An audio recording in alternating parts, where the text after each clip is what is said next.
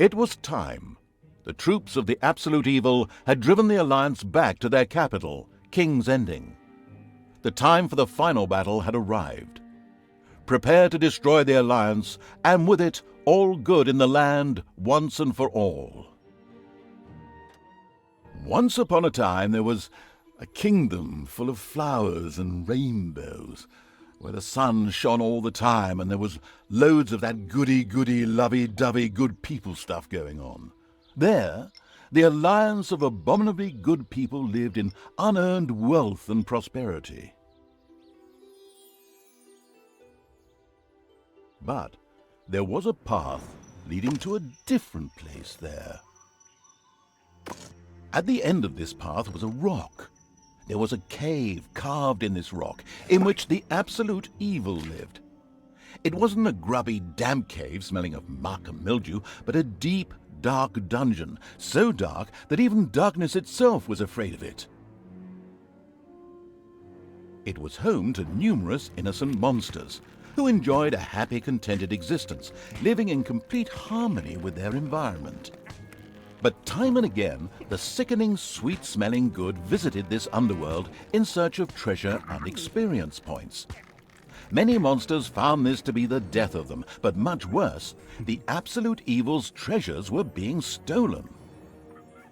One day, just as a few more heroes had finished plundering its dungeon, the Absolute Evil decided it had had enough, and decided to do something new, something quite monstrous. Go to the surface. The Alliance tried to resist, but the approaching horde just flowed over them like an angry wave of axes, teeth, and bad breath. After numerous unrelenting battles, the Absolute Evil finally stood before the Alliance's capital, King's Ending.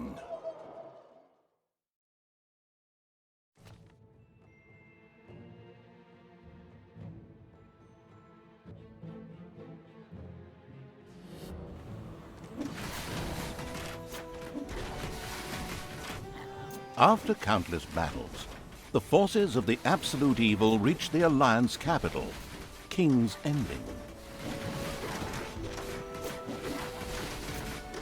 The laughable remnants of the forces of good had come here to make ready for the final battle. Evil would pay a high price indeed to storm those fortress walls, or so they thought. Suddenly, a rumble rose from deep within the earth. Stones burst asunder, revealing an ancient path into the depths. Out of the depths of Stygian darkness arises the invincible evil. With earth-shaking steps, the unstoppable evil began its trek towards the front. In the terribly improbable event that it may have forgotten how that works, a formidable help function has been provided. Even the forest could not withstand the aura of the ultimate evil and beat a hasty retreat. A few of the Alliance units had entrenched themselves here. A determined Absolute Evil marched towards them in order to strike them down with its mighty weapon.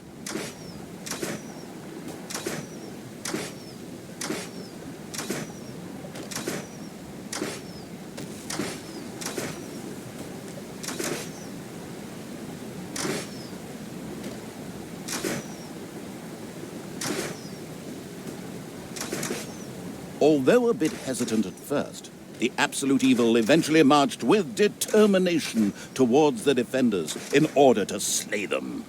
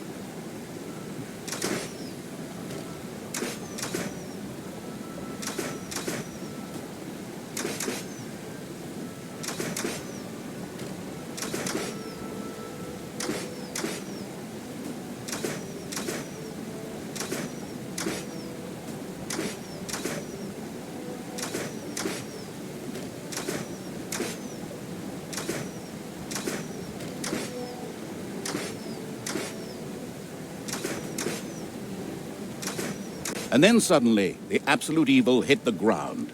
The day was saved, and good had triumphed.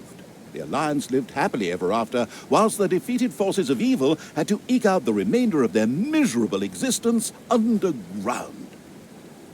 No, of course not. In reality, absolute evil was not defeated, but, it just took a little comfort break. A short while later, it arose once again.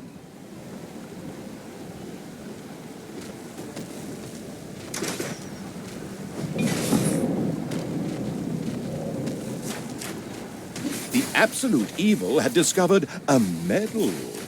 These legendary awards ensured a creature could be made even more powerful. Only one downside: a creature could only wear one at a time. Eyes ablaze with greed, the insidious evil gazed upon the blood-drenched battlefield. Here the last defenders of good would die, and an age of projectiles from the Alliance's catapults darkened the sky. But the Horde's fighting skills were at their best in darkness, if they survived.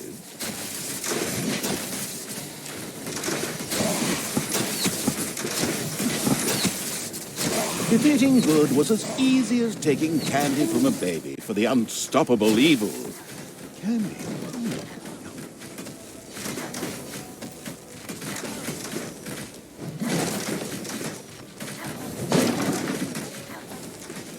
The absolute evil destroyed the defenders' camp in the east with the greatest of ease. Now, only one tiny camp offers any resistance to the absurdly evil evil.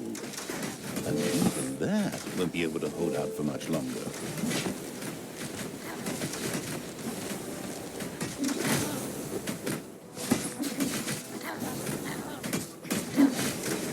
Absolute evil strode like a war god through the defenders' ranks and smote them with ease to the ground.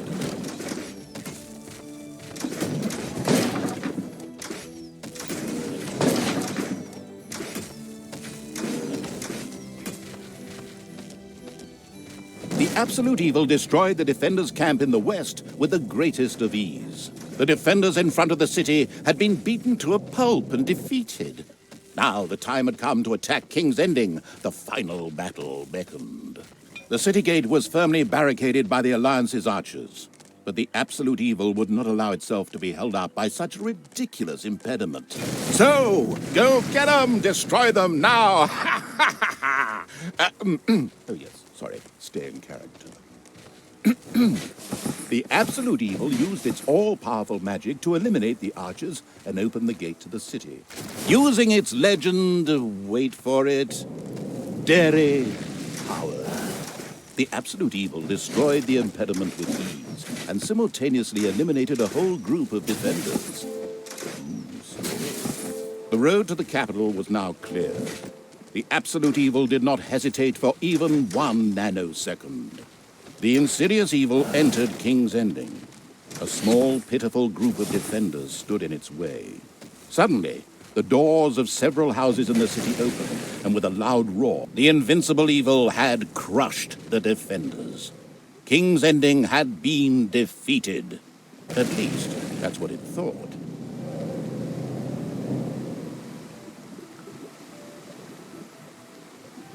Suddenly, the final heroes of the Alliance emerged from nowhere. Another ambush? Now, this was becoming very boring. But wait, this time it was different.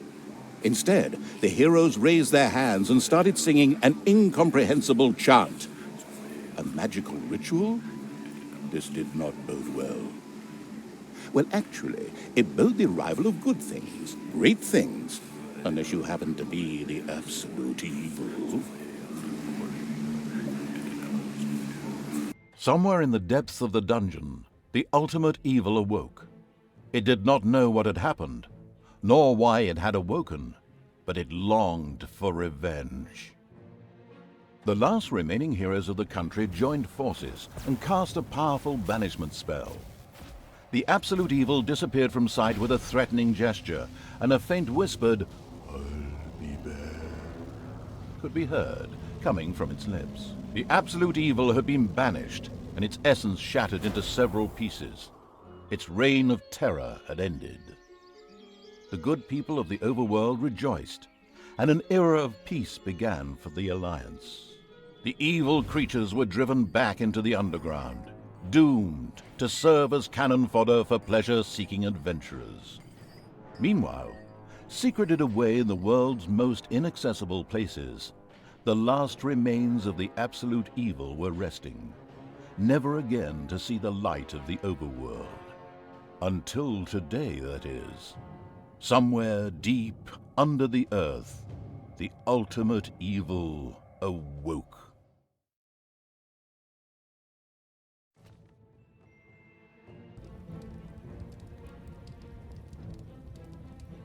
And the Hand of Terror arose, controlled by the ultimate evil. Come on, Hand of Terror, arise, damn you! Methinks that exploring the surrounding area would be a sensible strategy. However, to do this, light would be required. Still not bright enough. An old throne room was revealed by the light. The circumstances remained a mystery. The Hand of Terror flew through the throne room, following each and every thought the ultimate evil had. After a few flying sessions, the ultimate evil was able to control the hand with ease. The time had come to call forth creatures who were completely devoted to it and would do its dirty work. Little snots were the dregs of each and every dungeon and spent their time taking care of it. The expansion-mad evil hired one snot on the spot. The first little snot appeared. It was completely ready to work in the dungeon and to crawl in the dust before the ultimate evil. Little snots were important to the ultimate evil because they took care of many important little things, such as excavating new areas. The psionically gifted evil could sense the presence of something important that was buried to the south. It instructed its little snots to dig in that direction. As quick as a fart, the little snot made his way to the marked position and began to dig.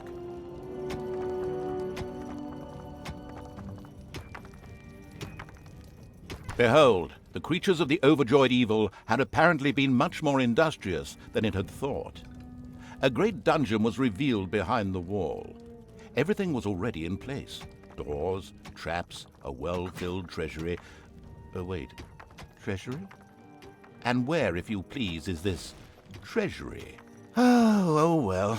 One can't expect too much of these mindless little snots. First of all, some gold had to be dug out to make space for a treasury to be created. The Hand of Terror swiftly marked a few small gold veins so that the little snots could excavate them. As soon as the gold vein was selected, a little snot immediately set out to mine valuable gold for the greedy evil.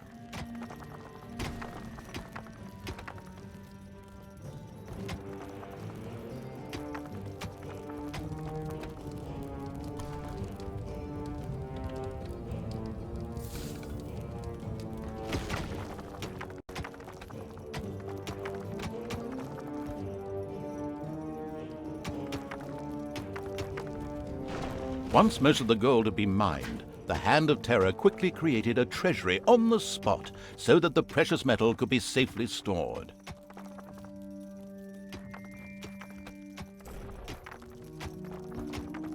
The clever evil mastered this task with flying colors. From now on, little snots could use the treasury to store mined gold. It was then at the greedy evil's disposal whenever more rooms needed to be built or new creatures recruited. Little snots were all well and good, but were too weak and cowardly to defend the dungeon. Since it was not able to defend itself, the ultimate evil would have to hire some orcs. But they would require food. Liquid food. Well, beer to be precise. So the next important thing to build was a brewery. And that would require some space to be created. The ultimate evil had the feeling that its servants were not really putting their backs into the work. Might a hearty slap from the Hand of Terror change that? The sadistic evil encouraged its creature to work a little faster, with a friendly but not at all gentle slap.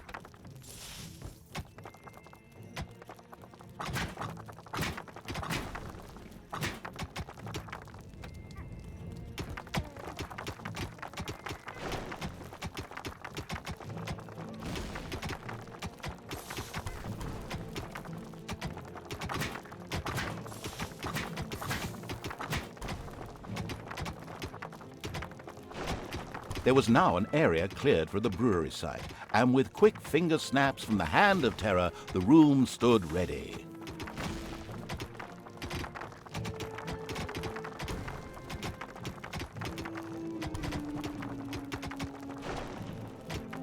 Excellent, but the recently built brewery lacked a brewing copper.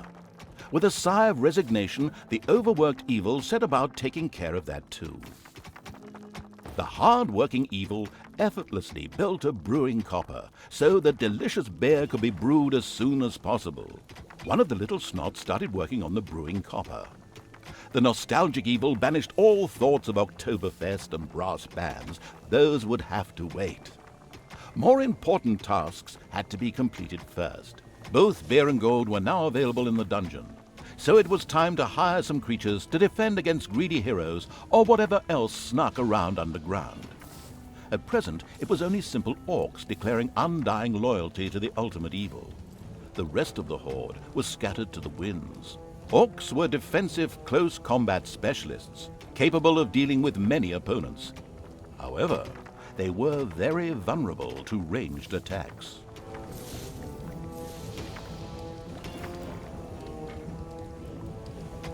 It's payday. An eerie gong rang through the halls. It did not bode well for the ultimate evil's treasury stocks, for at each sounding of the gong, the creatures would collect their undeserved wages. However, there was little it could do about this, as it was chained to the throne. Thus it had to give free rein to its servants' desires, for the time being at least.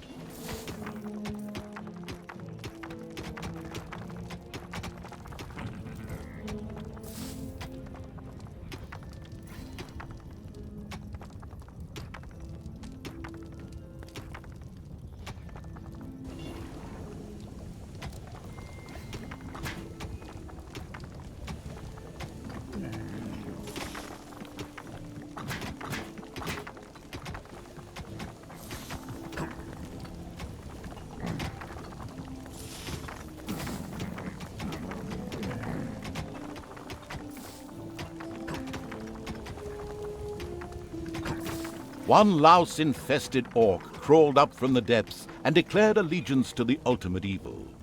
The first step towards the creation of a powerful army had been taken. The dungeon of the expansion-mad evil grew and prospered, but unfortunately, it had reached the maximum possible population it could currently manage. Now a creature would have to be thrown into the bottomless pit before any others could be brought in. The profound evil had had enough of dungeon sightseeing and now wanted to move to the surface to try a dish that is best served cold. Revenge. Some Alliance members were bound to be guarding the entrance to the overworld. A fine appetizer for a vengeful evil. The creature disappeared into the pit of uselessness with a long drawn and gradually diminishing "ah." This particular act of wickedness brought a smile to the face of the ultimate evil.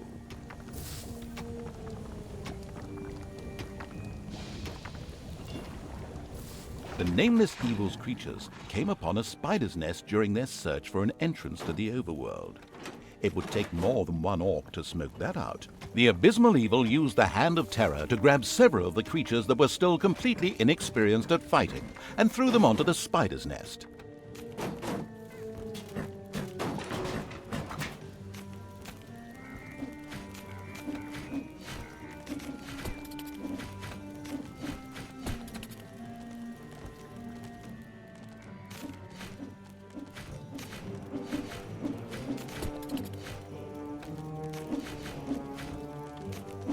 The spiders dropped like flies. The strategically well-versed evil patted itself on the back, proud that it had led its troops into battle with such aplomb. And by led, I just simply mean chucking them at the enemy. The basics of a dungeon were now in place.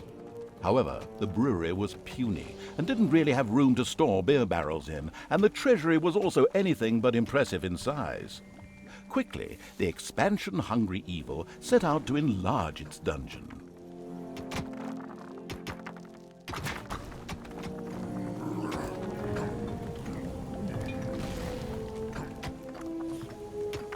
The evil has awoken, but its brothers are still asleep.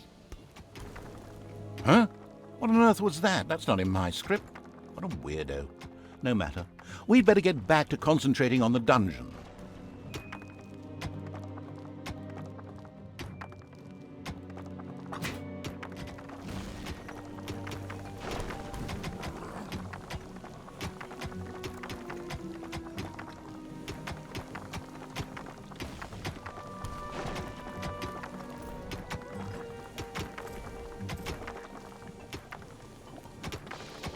A huge monstrosity loomed out of the darkness on 8 legs. This dungeon's human guards had been ancient history for a long while. Now it was home to a huge spider and her brood. Would Sam and Frodo escape it and continue their journey to Mount Doom, or was this the end of the Ring-Bearer? Hang on a minute, that's not the right text. Where were we? Oh yes, a huge spider, henceforth called the Spider Queen. It would be necessary to eliminate the Spider Queen before the Horde could reach the surface. The Spider Queen sent forth a wave of her children. Of course, the ultimate evil was fully aware of this danger and immediately prepared to defend itself against them. At least, that's what I heard. A few creatures of the ultimate evil had lit a fire in the dungeon and begun to barbecue. The smell of freshly roasted meat wafted through the underground.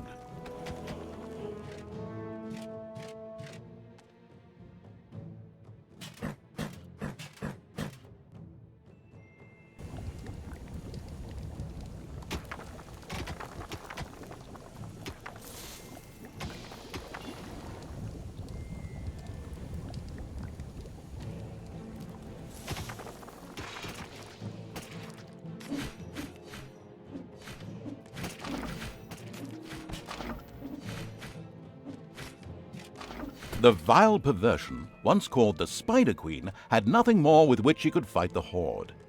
Later, the sensitive evil would have her innards made into a lava lamp. The way to the surface was open. Now it was time to put those vengeance plans into practice. The vile evil wanted to take this opportunity to utter a really sinister laugh, but unfortunately, its physical state made this unviable. Instead, it asked the narrator to do a bit of sinister laughter on its behalf. Oh well, here goes. Deep breath.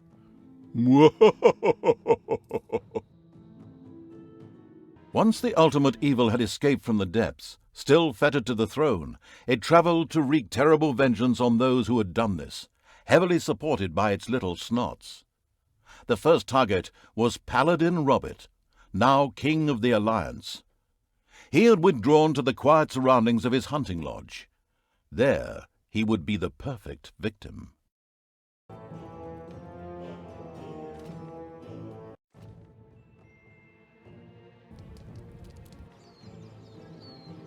According to scouts, King Robert spent most of his time strolling around his hunting lodge garden reciting poetry. Soon his poetry would turn into mournful ballads. The vengeful evil thirsted to defeat the Alliance's king and mount his head on the wall as a trophy. Whoops, of course, I really mean that he wanted to take all of King Robert's cookies away. Better play it safe, or the age classification folks will be after me. Before that, however, the ultimate evil had to do a bit of work on the dungeon. Otherwise, it wouldn't be able to fund even a small army made up of a few orcs.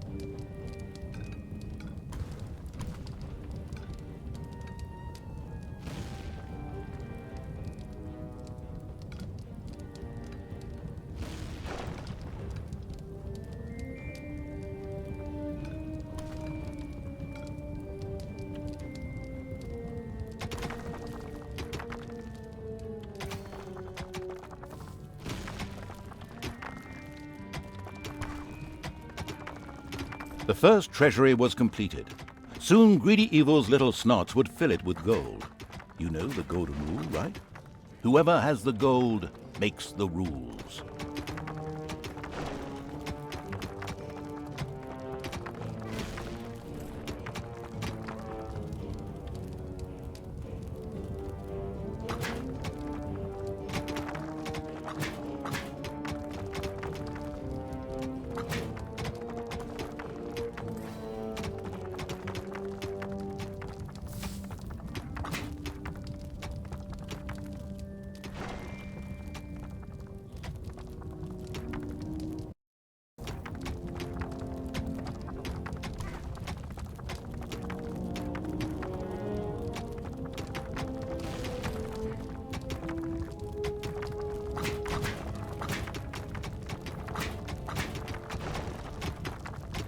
The strategy guidebook, Dungeons for Dummies, says, mountains don't always just consist of rocks and stone, but may also include natural as well as artificial caves and rooms.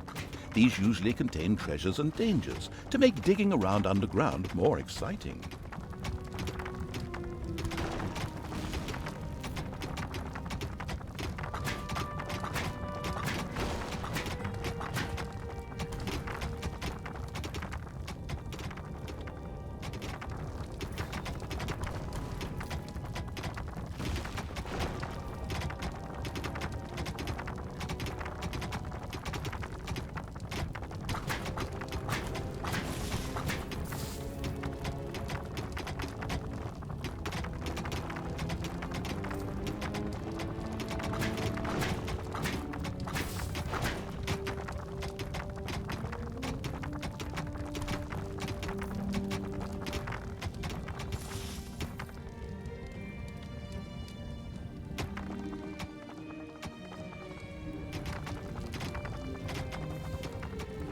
The ultimate evil should never forget to keep a watchful eye on its beer and gold stores. If its creatures can't help themselves whenever they need to, they will get angry. Fast. The first brewery was completed. Soon beer would be flowing like a river, and an Oktoberfest atmosphere would pervade all. Would the ultimate evil put the beer baron out of business? Ugh, such a duff reference.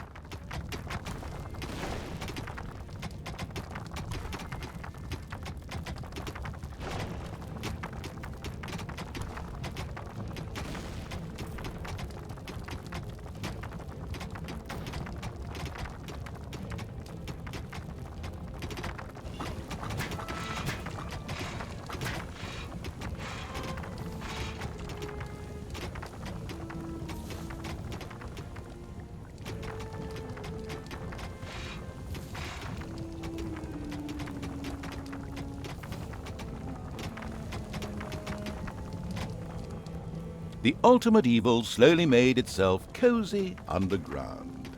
Although this was a sensible decision, there was a large and the warmongering evil had hired the first orc. As ancient wisdom says, violence is a solution, usually the only one.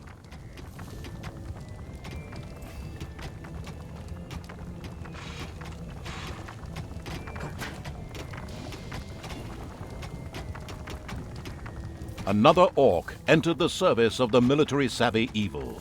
The horde was growing and prospering.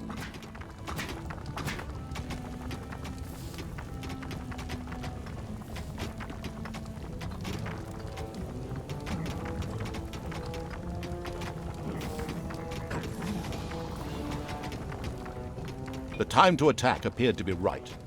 On the surface, in the tavern of a small, miserable village, some adventurers gathered. They were acquiring Dutch courage for their visit to the dungeon by downing several beers. The dungeon had to be destroyed. The steady pounding in the rocks had given rise to overworld rumors of a new dungeon. A group of heroes set out to plunder its riches, and the ultimate evil was already looking forward to this visit.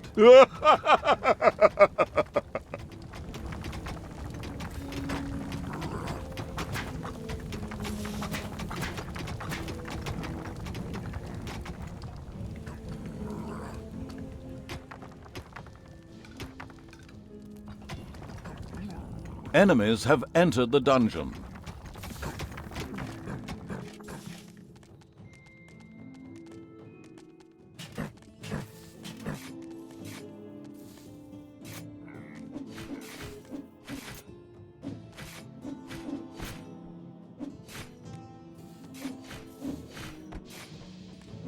The heroes didn't know what had hit them, as several orcs bore down from nowhere and annihilated them. This group of heroes had plundered their last dungeon, but there would be more.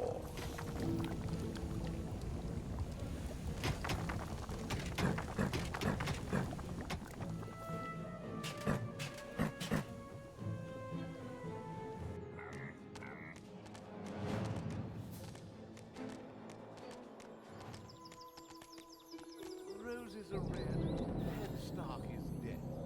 Now pray peace.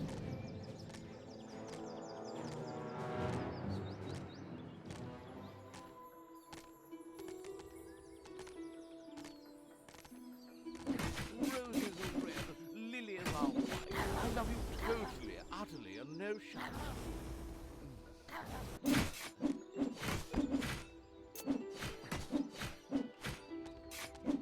Roses are red and lilies are brown. Give me your heart, else I'll steal it and you'll die.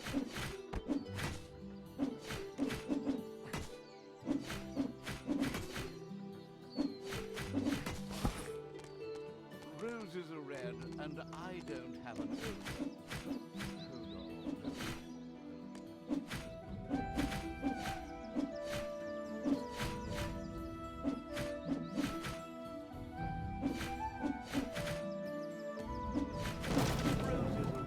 A delicious rumble announced the fact that the village's last house had crashed to the ground. Ha! There would be no more heroes meeting there to seek out the dungeon of the destruction-hungry evil. The hunting lodge of King Robert lay in the north. It was there that the ultimate evil would finally get its long-awaited revenge.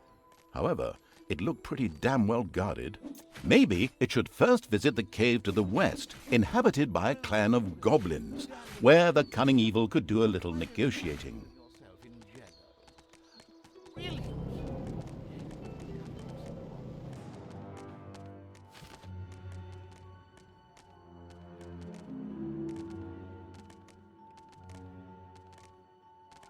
The goblin leader prostrated himself joyfully before the ultimate evil, and immediately dispatched 2 goblins into its dungeon with a few plans for a new room, a tinkerer's cave.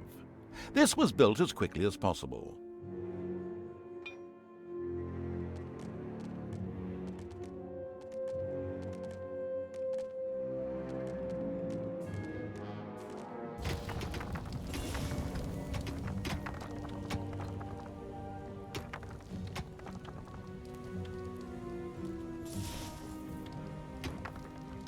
The Tinkerer's Cave was built. It could, however, only be used as a warehouse, as it lacked the workshop that the insidious evil's goblins needed.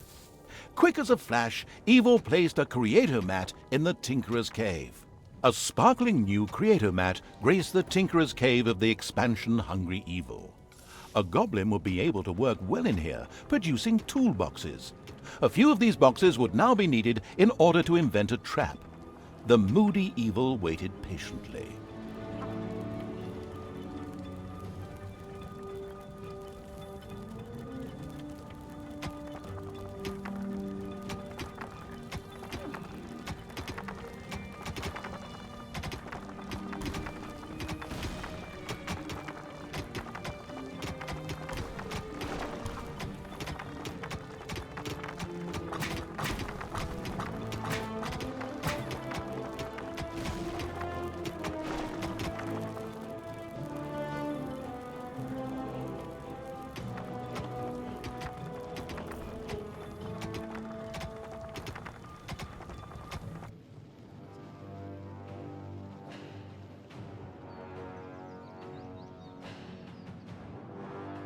Payday! Lilies are white. I love you totally, utterly, and no shadow.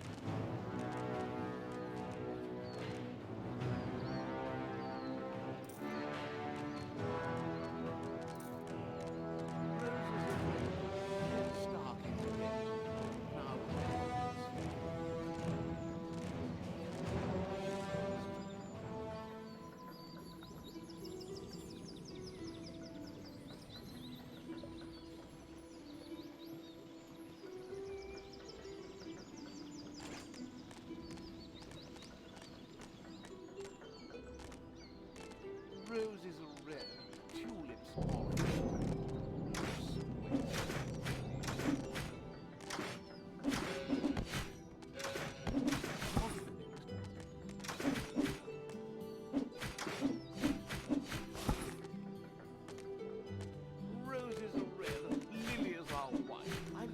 Totally, utterly, and no shout.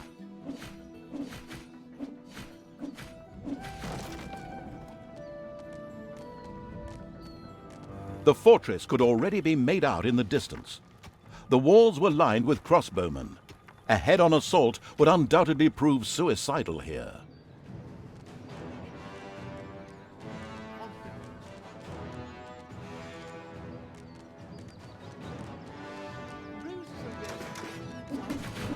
If you do not say yes, then I will be me.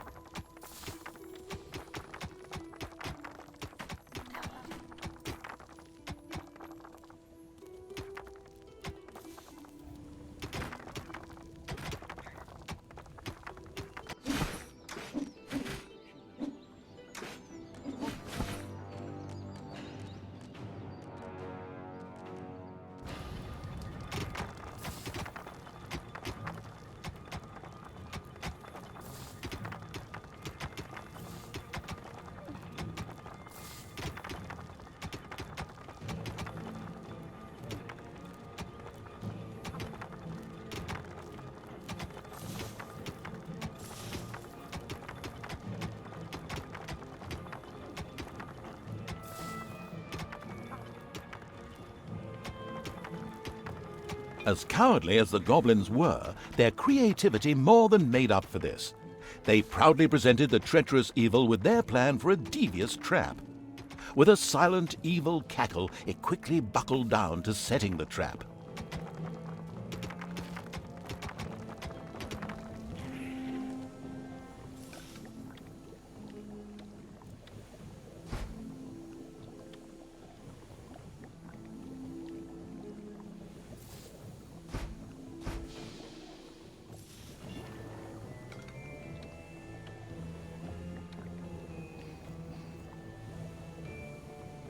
Roses are red, and I don't have an odor.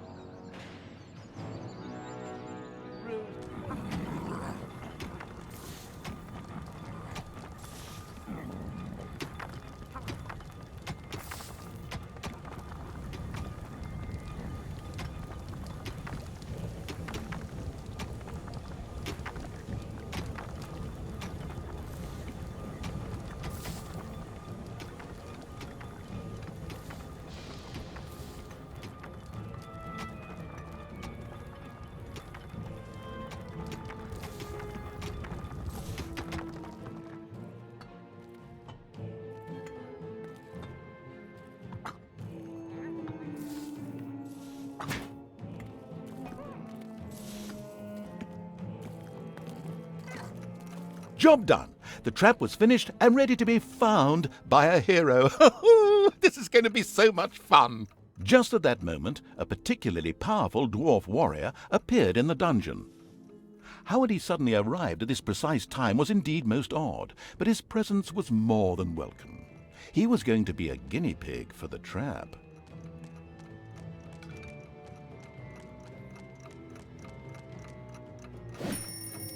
Even this strong dwarf warrior didn't stand a chance against the treacherous traps and powerful monsters of the invincible evil. He bit the dust. So much for a game of dwarves. The dungeon's defenses were now clearly much improved, but the hunting lodge still remained well protected and impregnable. There was nothing that the ultimate evil could do. The task was impossible. So the evil withdrew, bent and broken, let feelings of revenge ebb away, and instead took up looking after those cute, teeny-weeny trees. What are they called again? Bonsai, yes, that's it. The end. Pretty unsatisfactory, huh? Of course, that wasn't the end. In reality, the indefatigable evil paid the goblin cave another little visit. The goblin leader would hopefully spit out something useful after a few more slaps.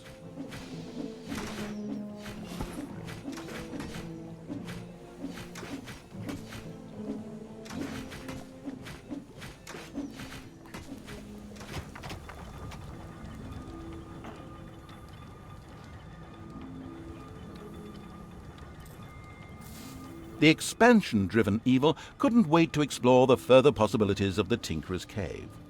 In particular, a hospital seemed a useful way to cure its ailing units. It set about asking for this to be researched.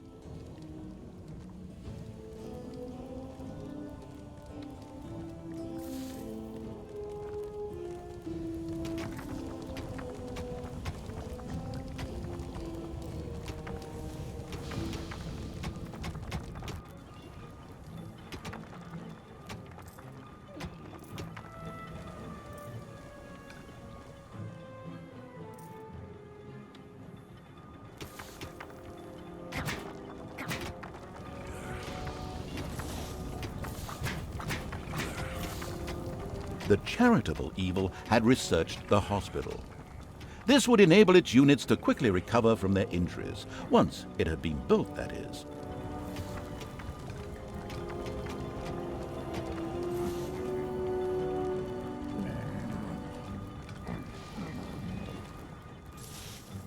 It did take a while, but the Horde eventually set out to talk to the leader of the goblins again.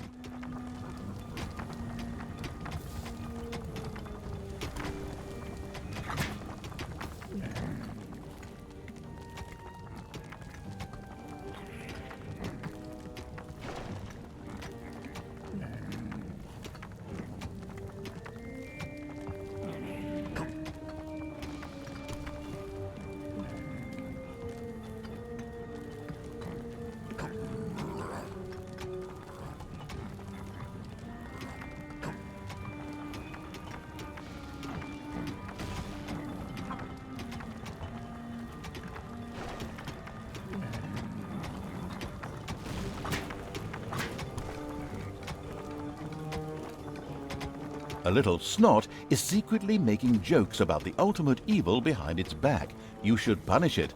But I forgot which one it was. They just all look the same.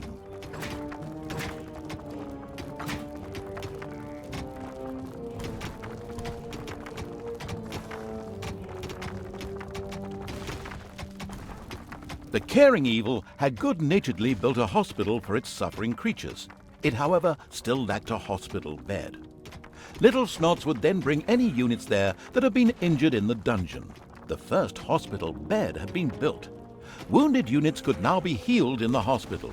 Little Snots would also be able to bring defeated creatures here so that they could be nursed back to health.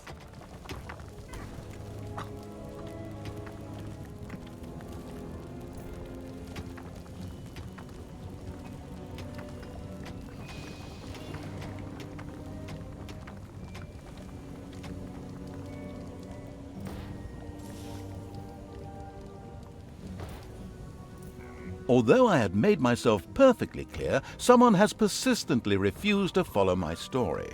Instead of handling the whole goblin and castle thing, it seems the one in charge was busy handling something else.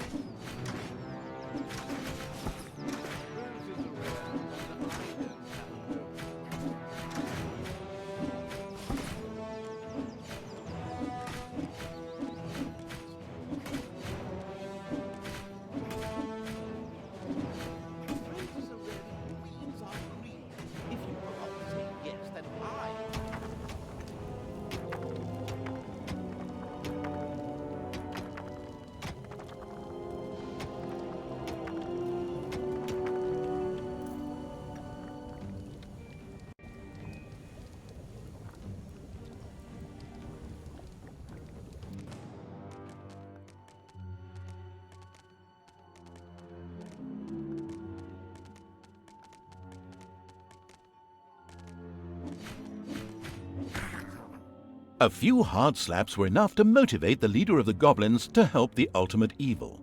As it transpired, there was an old tunnel which had been previously used as an escape route. This connected the Goblin Cave with the vaults of the hunting lodge. The Goblin leader voluntarily made a Goblin assassin available to the hard-hitting evil to help infiltrate the lodge.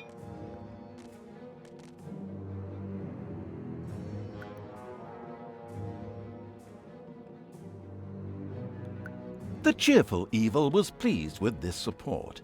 An assassin was a decent melee fighter, but its actual strength lay in its ability to make itself invisible. This was, of course, tested out immediately.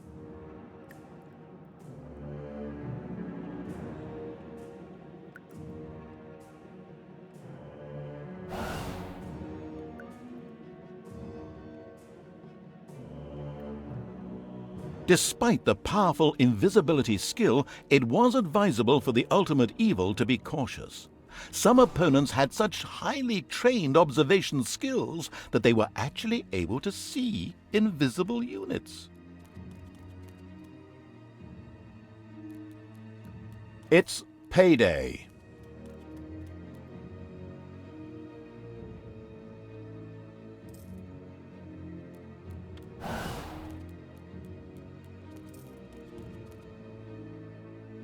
A locked door prevented the assassin from progressing. It would have taken a long time for him to have opened it with sheer brute force using weaponry. Thankfully, he had a suitable skill with which he could deactivate doors, and more importantly, traps.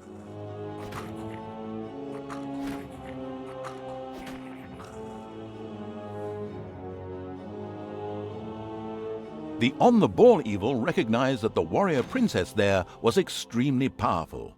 The goblin assassin would be best advised to avoid any contact with her.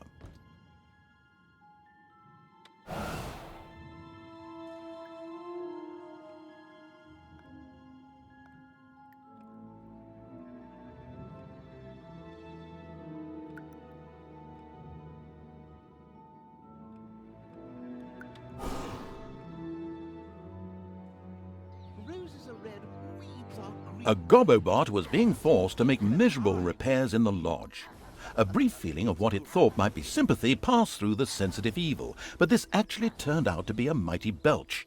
Naturally, it would free the useful Gobobot anyway. Ted Stark is dead. Now please fetch me.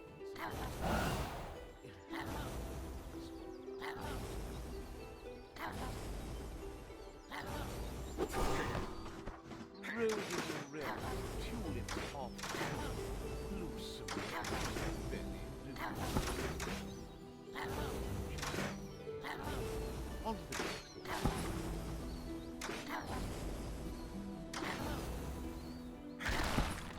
the roses are red, weeds are green. Elated by the assassin's attempt at rescuing it, the Gobobot joined the horde and succeeded in showing its tormentors a real hot time. Its ability to more or less ignore range damage and set fire to large areas would come in very handy.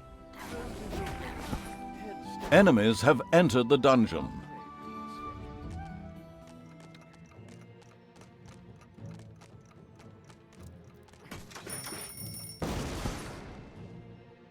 Are green.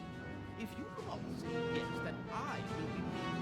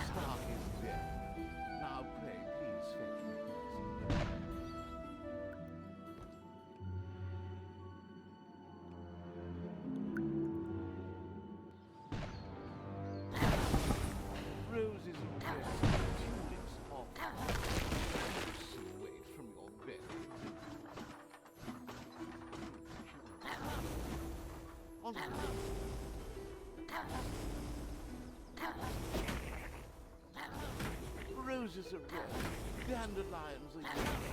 Why don't you... The hunting lodge was completely destroyed. The vengeful evil gave itself a very self-satisfied pat on the back. The time was right to concentrate on King Robert. He was in his renowned garden reciting his much less renowned love poems. The lyrically challenged evil had no time for poetry and would soon make this tangibly clear to him.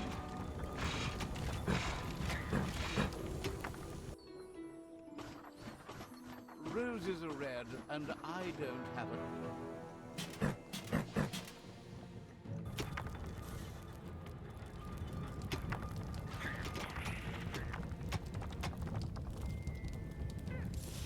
Roses are red, and later go...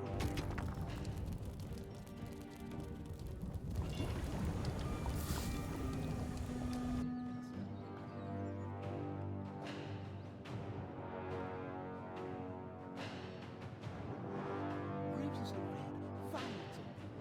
Your bum is as big as a white-tailed cuckoo. Look at this.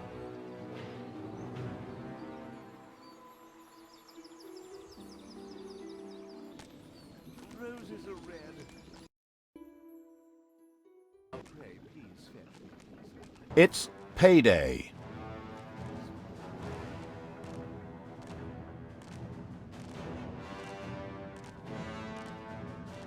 Roses are red, lilies are white. I love you totally, utterly, and no shadow.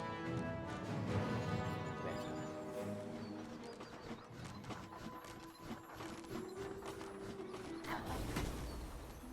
Roses are red, and later go brown. Give me your heart. Else The king was accompanied by a pixie who was able to cast powerful healing magic. Any direct attack would be suicidal. Mercifully, the omniscient and helpful narrator was at hand. He pointed out to the impatient evil that the pixie went off from time to time in order to check that all was well, and much more importantly, eat her supper in a little camp to the south. The pixie buzzed over to eat her meal. The ultimate evil prepared an ambush.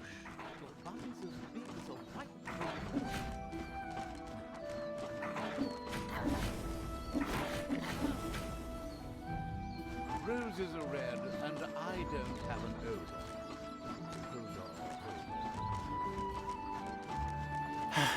One would think that killing a fragile flying being wouldn't be rocket science. But an incredibly incompetent evil had taken far too long in doing so and had startled a few guards into action.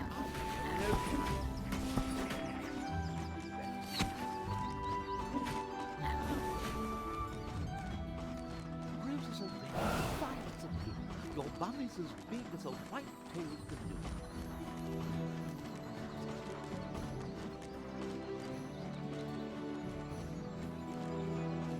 Roses are red, dandelions are yellow. Why don't you write a poem yourself in yellow? Brilliant! But could come across in the wrong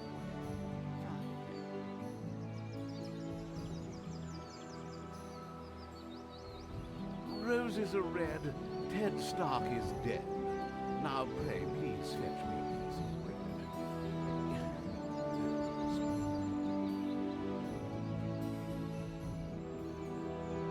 Roses are red, and I don't have an odor. Hold on.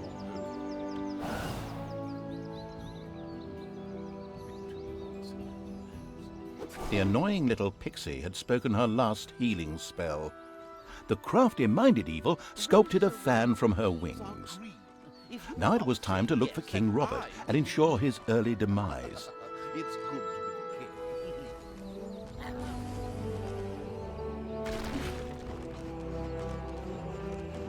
Roses are red, Ted Stark is dead. Now pray, please fetch me a piece of bread.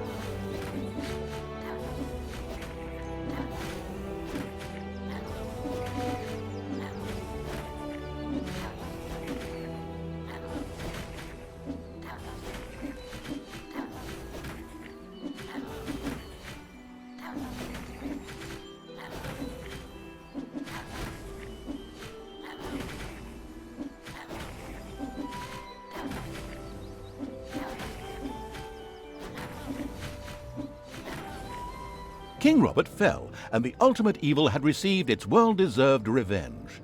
But there were still many more heroes out there who deserved to bite the dust. Their time would come. The demigod Krotos, one of the sniveling cowards who had banished the ultimate evil, had just marched his alliance army out of the Swamplands to fight the snake-like Nagas. The ultimate evil wanted to teach him the full futility of war by ensuring his untimely passing. Besides, the Nagas could prove to be valuable allies.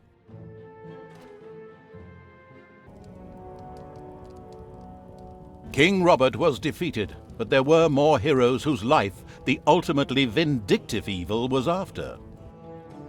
Here in the Swamplands, the demigod Krotos was just leading the Alliance's troops against feral Naga clans. They had retreated here after the collapse of the Dark Army. It would seem sensible to first strike an alliance with these Nagas before the impatient evil squared up against Krotos.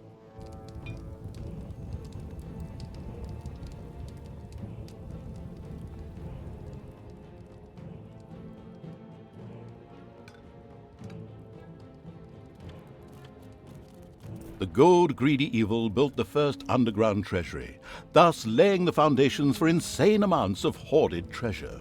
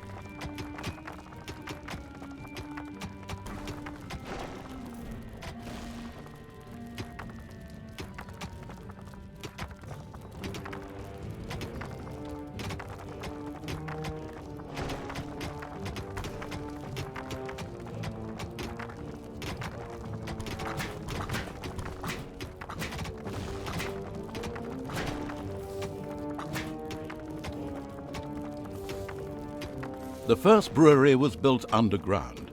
Later, orcs and goblins would get obscenely drunk there, and then meander through the dungeons, slurring their words and singing lewd songs.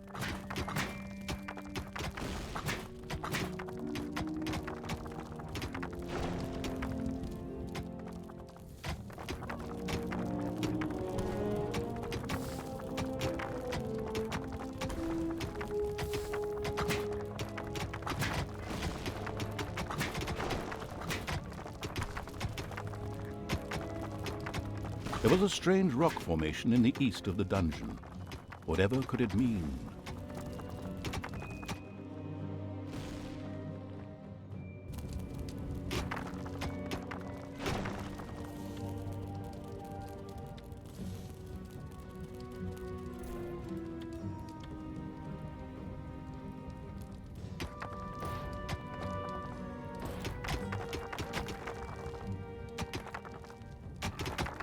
the Alliance had discovered the presence of the ultimate evil. This had nothing to do with a tip-off from a certain narrator who wanted to increase the tension. It was pure coincidence. The good people responded, as you might expect, with a direct attack on the dungeon.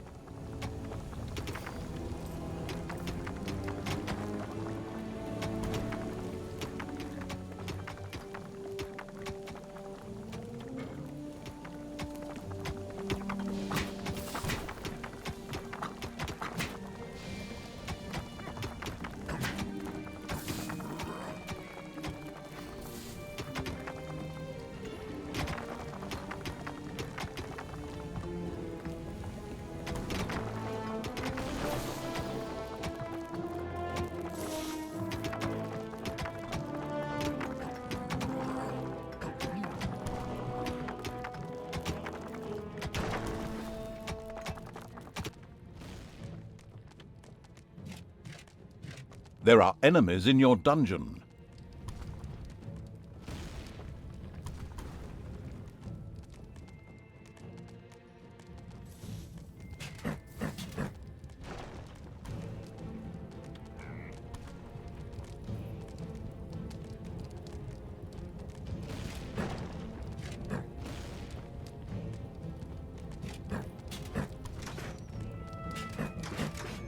Payday!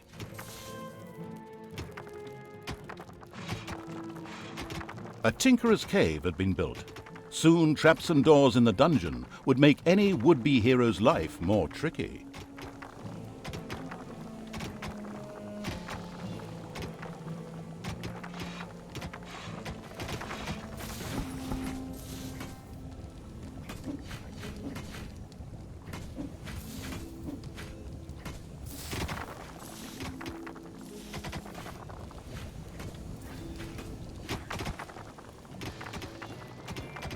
Pleased Evil's hard-working goblins had made plans for a new room, a guard room. There, creatures could patrol and keep a lookout for heroes.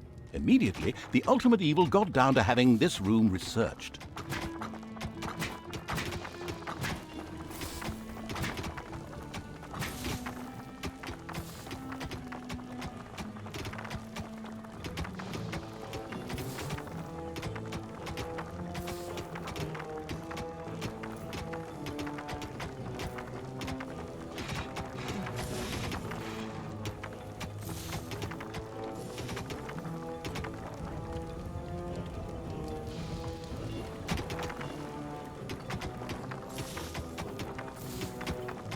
There was a mysterious shrine underground, which was not yet available.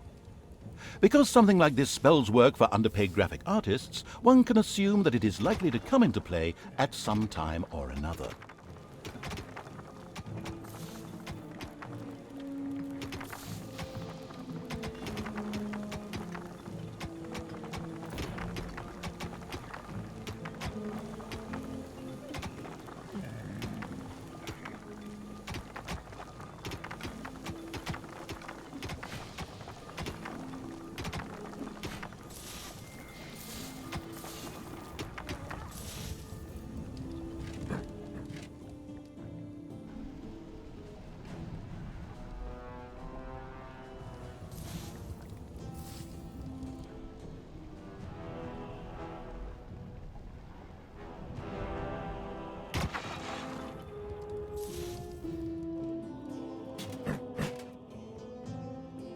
Enemies have entered the dungeon.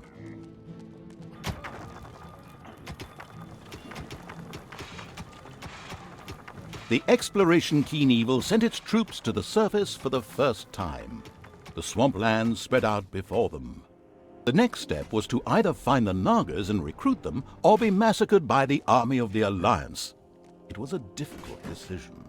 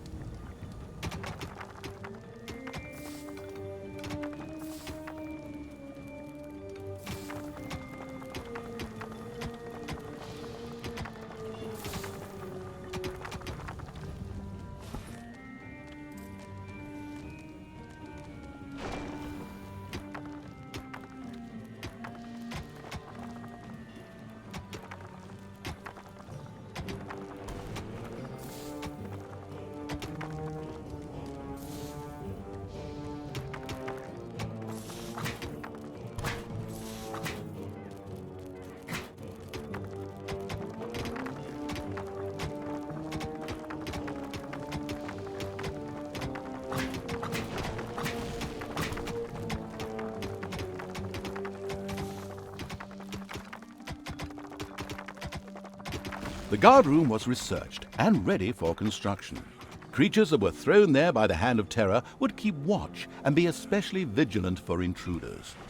They were able to alert other creatures near the guard room and summon them for reinforcement as well.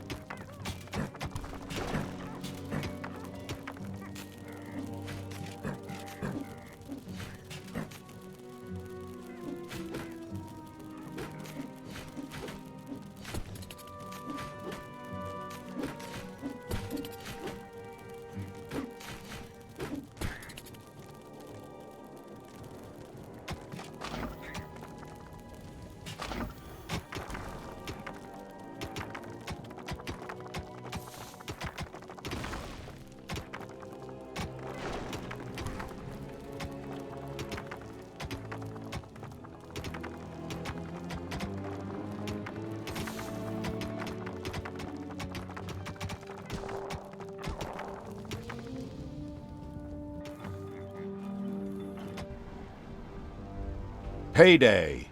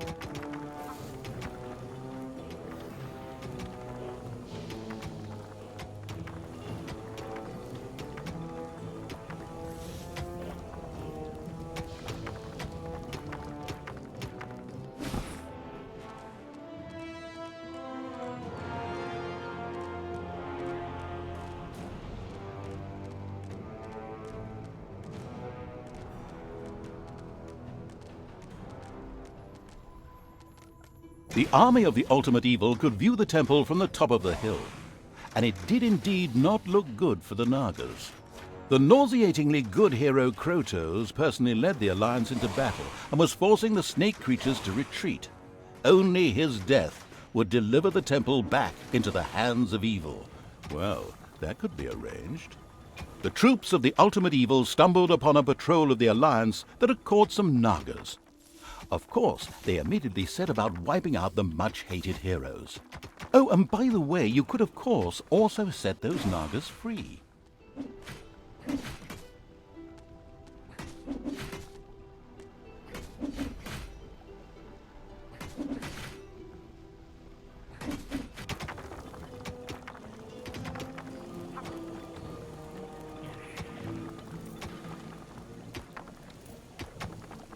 The last fighter in the patrol was defeated. Creatures of the Horde cheered. Oh yes, and set the Naga free as well. They were overjoyed to join the ultimate evil. The eager for new units evil sent his creatures further towards where it expected the Naga camp to be. The Nagas kept up their fight to free their unholy temple from the Alliance. If the ultimate evil was to help them win it back, then their support would be guaranteed. Since that fitted perfectly with the planned revenge on Krotos, it was the ideal solution.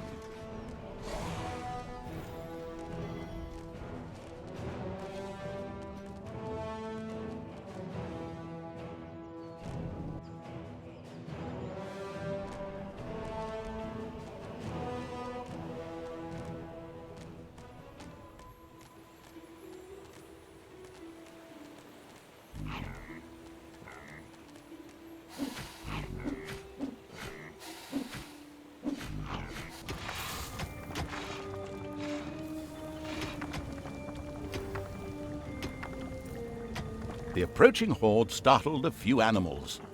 Dinner.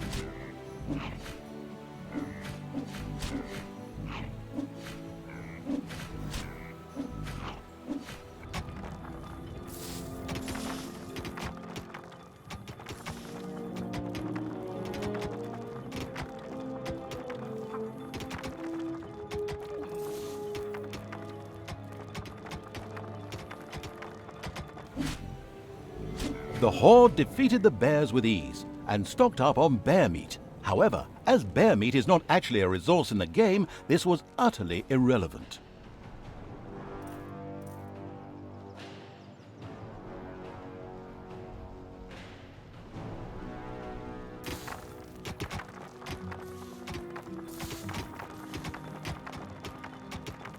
Enemies have entered the dungeon.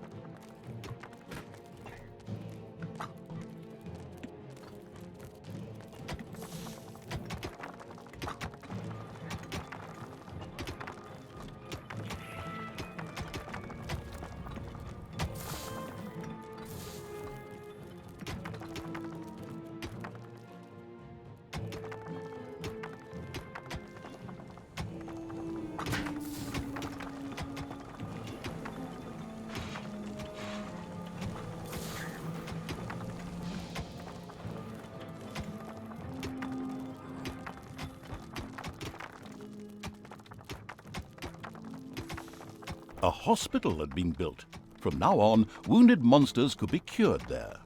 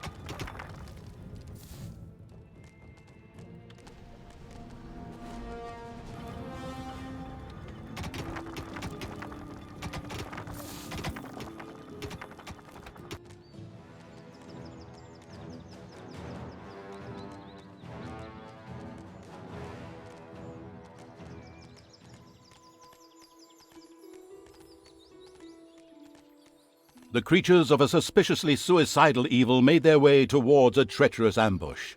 At the last minute, however, they changed their minds.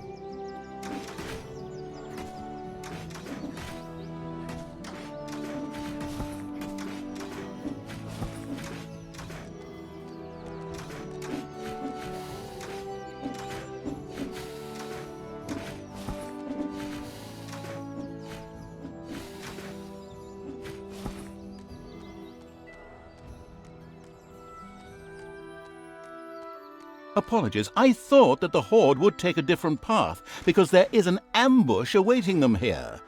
But obviously that doesn't seem to be bothering someone at all.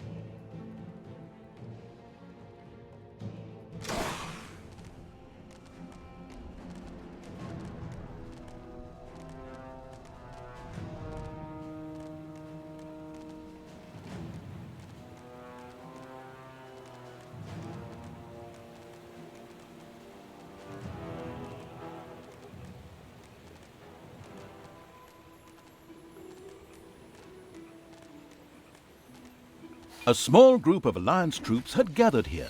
The presence of the Nagas ensured that the all-seeing evil could see even the cloaked units.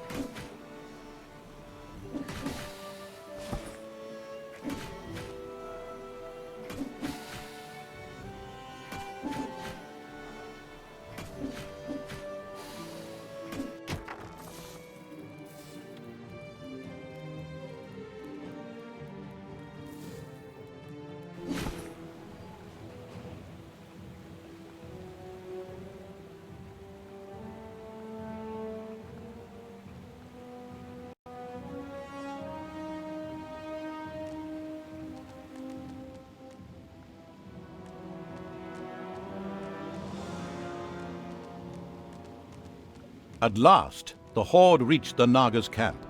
They were not able to offer the ultimate evil much help. However, they spoke of an artifact that was hidden deep down in the mountain.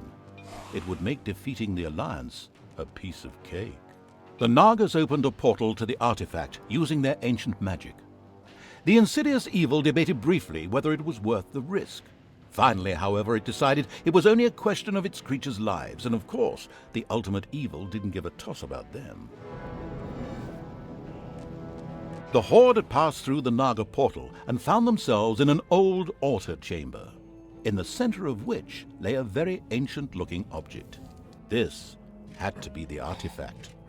Some creatures appeared to be guarding it.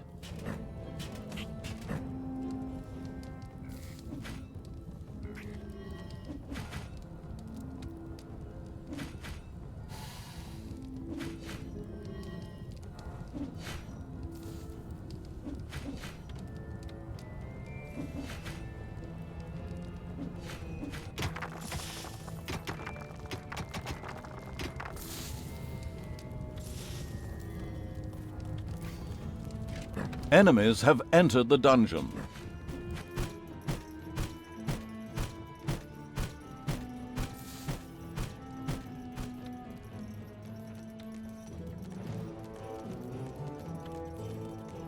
I don't believe it.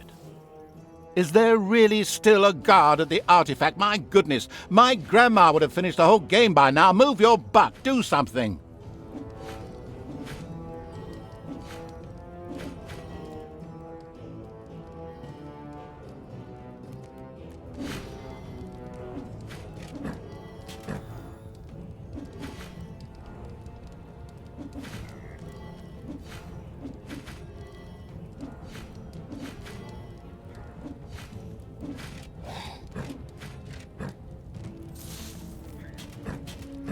The throne room is under attack.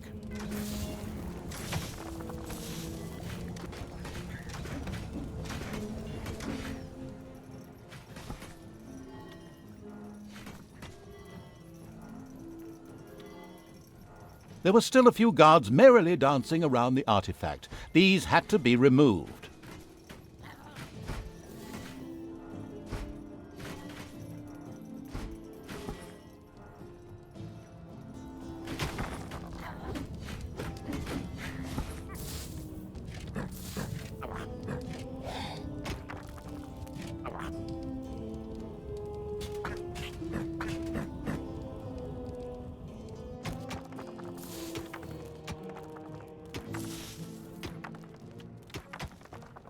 Once the artifact guards were eliminated, the artifact began to glow. It almost seemed to be waiting to be picked up. It looked as if the artifact would fit perfectly into the mysterious altar base that lay deep within the dungeon of the ultimate evil. Maybe it would be a good idea to place it there. The artifact was currently lifeless. It needed some magic. The expanding evil's creature's next task was to expose some mana crystals. This mana would be necessary to charge the artifact up.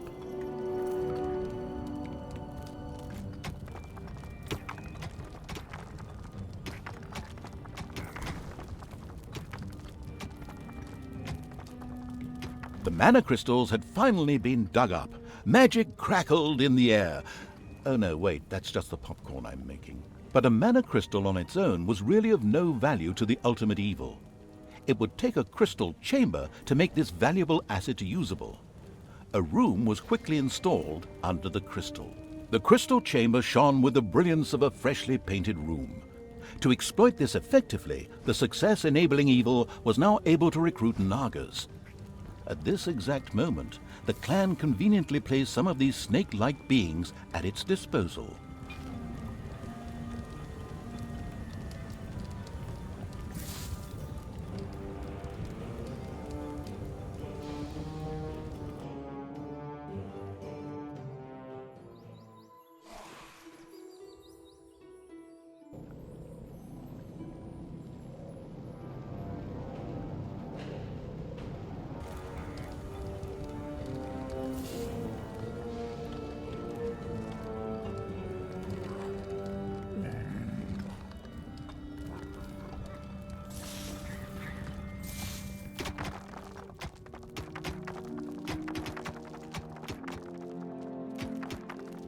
Apparently, it had not escaped the notice of the Alliance's magicians that something disturbing was going on in the underground. So they decided to mount powerful attacks on the dungeon. But the ultimate evil had been warned, that's what I'm doing right now, by the way, and created such a formidable defense that it would have brought tears to the eyes of any tower defense player.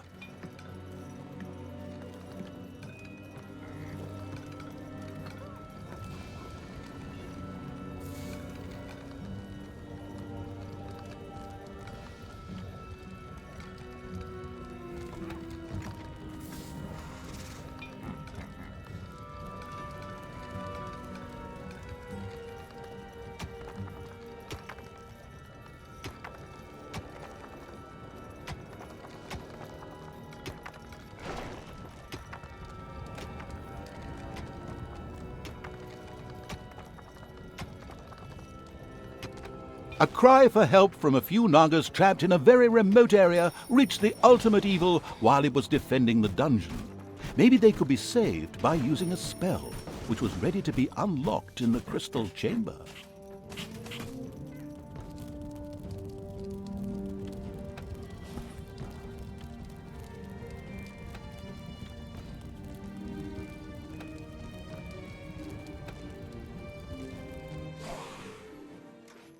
Slowly, but surely, the artifact filled itself up with magic.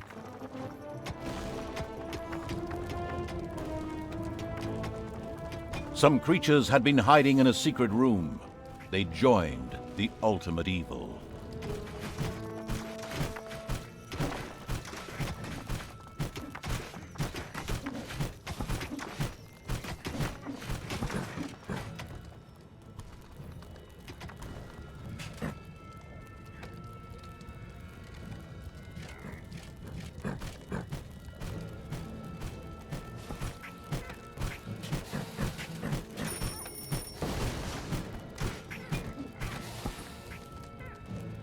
The wave-by-wave tactics of the Alliance had so far proven unsuccessful. So, a strategic genius had decided to open up a second entrance to the underground in order to send, well, wave after wave of units into the dungeon.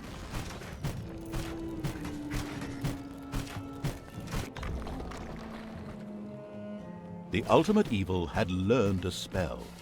This would enable the Nagas to be rescued. It immediately set about doing so. The spell ensured the Nagas' safe passage into the dungeon of the ultimate evil. Excellent work.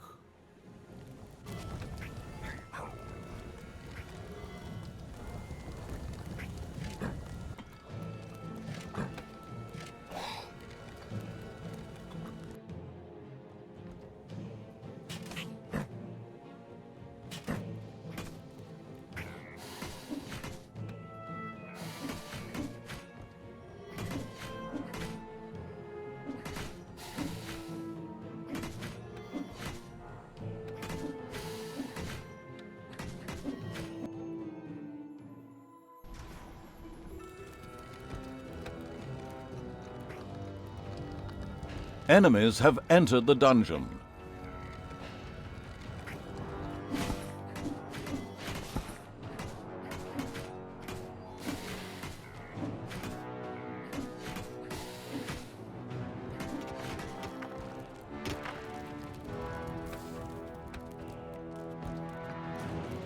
There are enemies in your dungeon. Play me the song of magic. Oh yes. The artifact continued to fill itself with more delicious mana.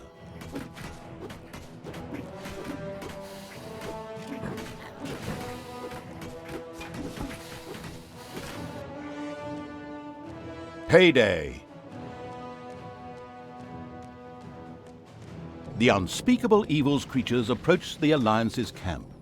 An impressive dam towered into the sky in the background.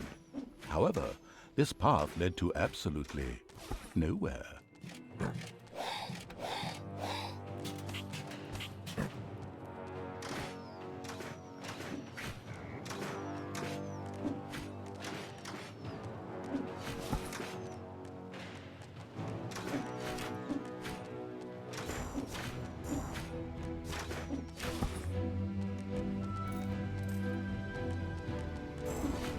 The artifact was almost bursting with energy. It was now producing mana independently and ready to stand by the ultimate evil's side in the battle for the temple. It also gave the ultimate evil access to a few more magic spells. Now it was time to take the temple and destroy Krotos. The ultimate evil gathered all the troops together to attack in one devastating wave.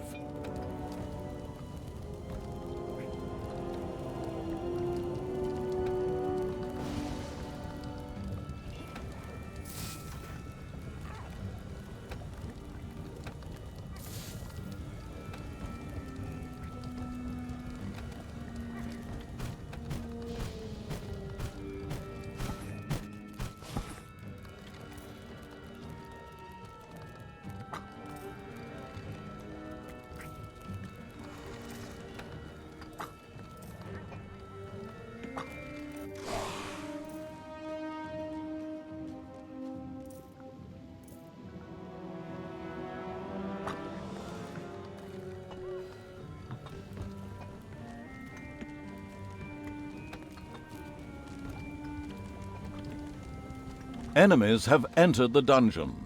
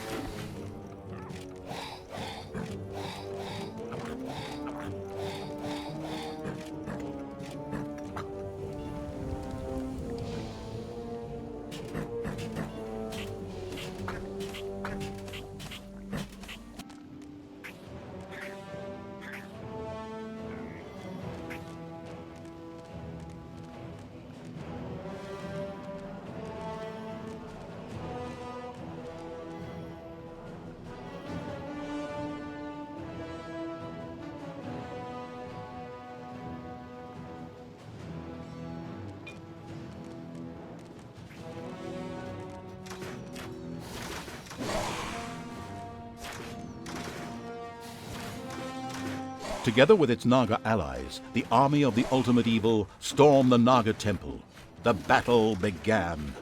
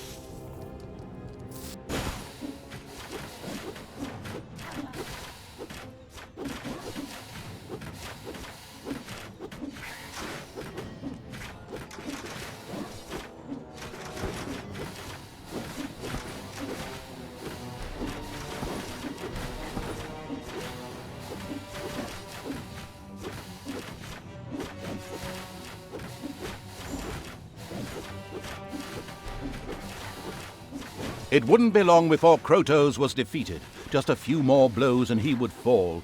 Hey, wait! What do you think you're doing? Come back, you coward!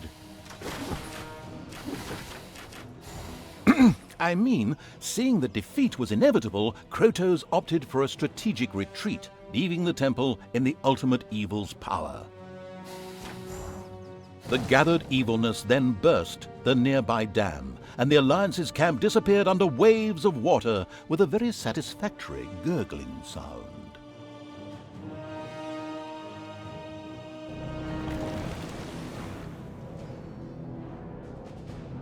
Despite the soggy end to the Alliance, the ultimate evil was livid.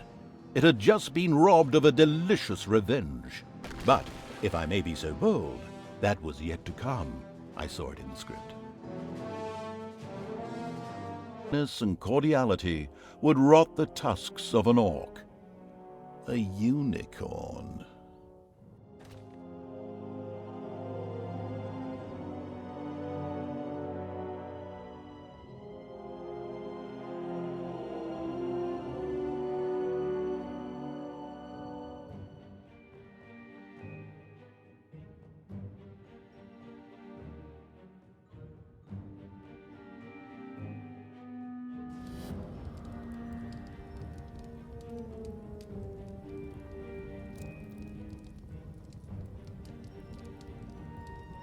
The horde had grown impressively. Many goblins and nagas had joined the military evil's army, but evil was still not satisfied. To evolve any further, a particularly vile act would be needed. There was an enchanting fairy-like being in these lands, whose goodness oozed out through its every pore. The death of the unicorn would inspire the horde to even greater deeds. Moreover, its head would look really nice hung over the fireplace. However, this creature was not only strong, but it possessed an inner magic that could becalm even the most vicious orc and make it change allegiance. Help would be required in order to ensure the horde wasn't transformed into a pathetic heap of flower-gathering hippies.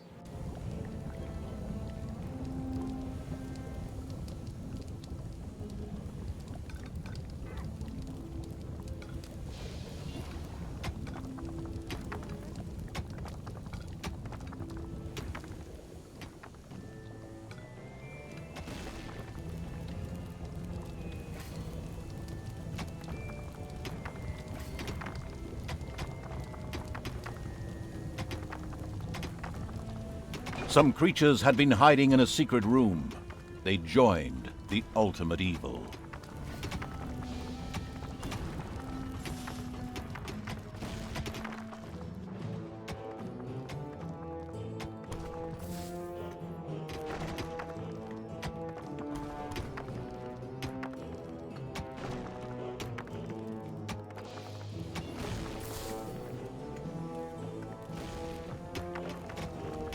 Rumor had it there was an ancient cave here, once inhabited by orcs.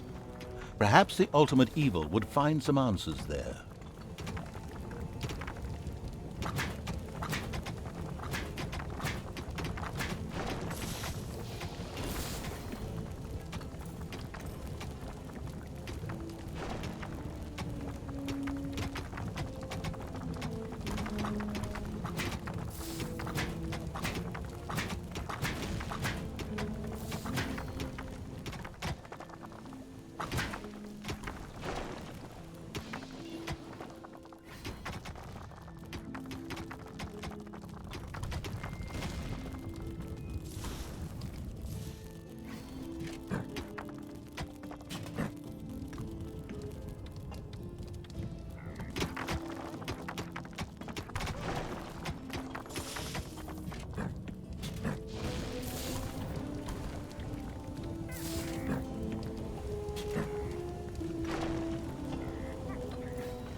Whoops, just realized I skipped a paragraph, sorry.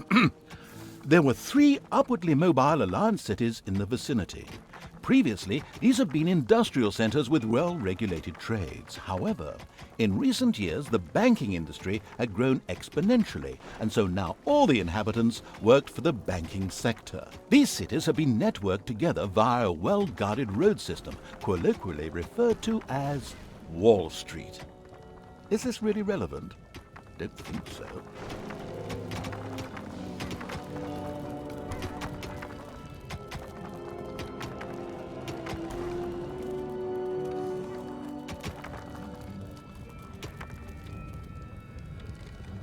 Some creatures had been hiding in a secret room.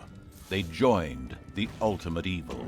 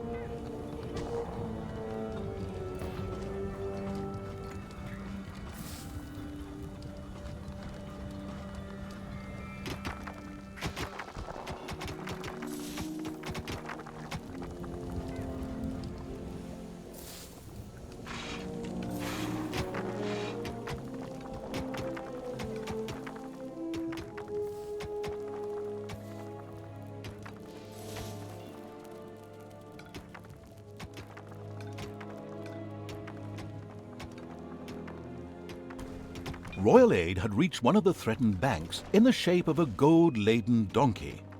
A well-functioning financial bubble like that would always be a lure not just to bankers, but to heroes as well, looking for somewhere to store the proceeds of their last forays.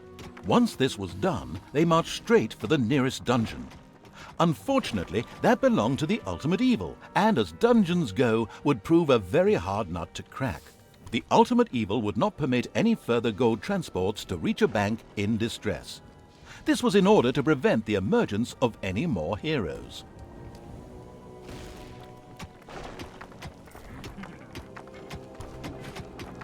Greedy people were challenging the mean evil's use of space underground. They would soon learn, in an extremely painful manner, that the evil simply wasn't interested in sharing. Spiders have spread throughout the underground.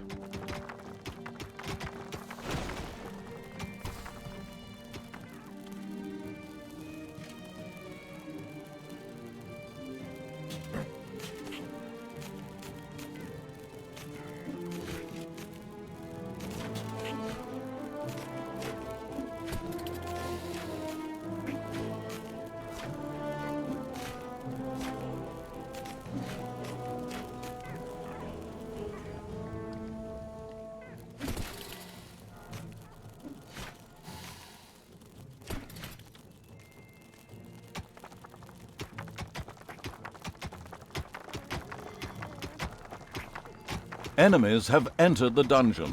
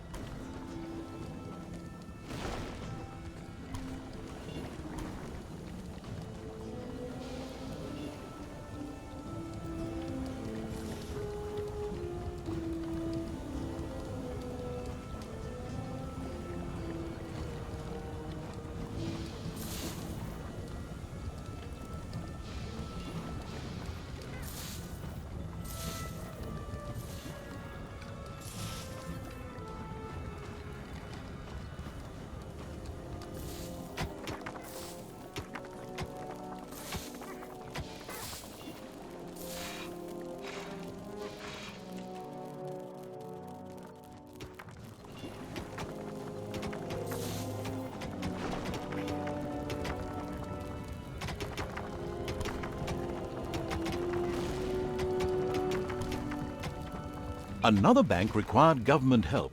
Immediately, a gold-laden donkey headed out onto Wall Street.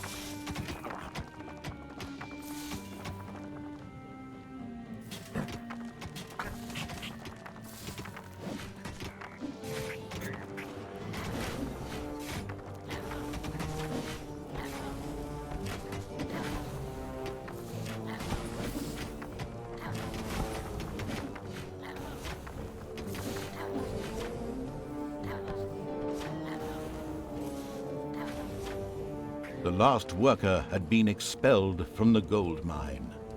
This underground area was now held firmly in the iron grip of the ultimate evil. Well, in the hand of terrors, actually, as evil wasn't so hot at moving around.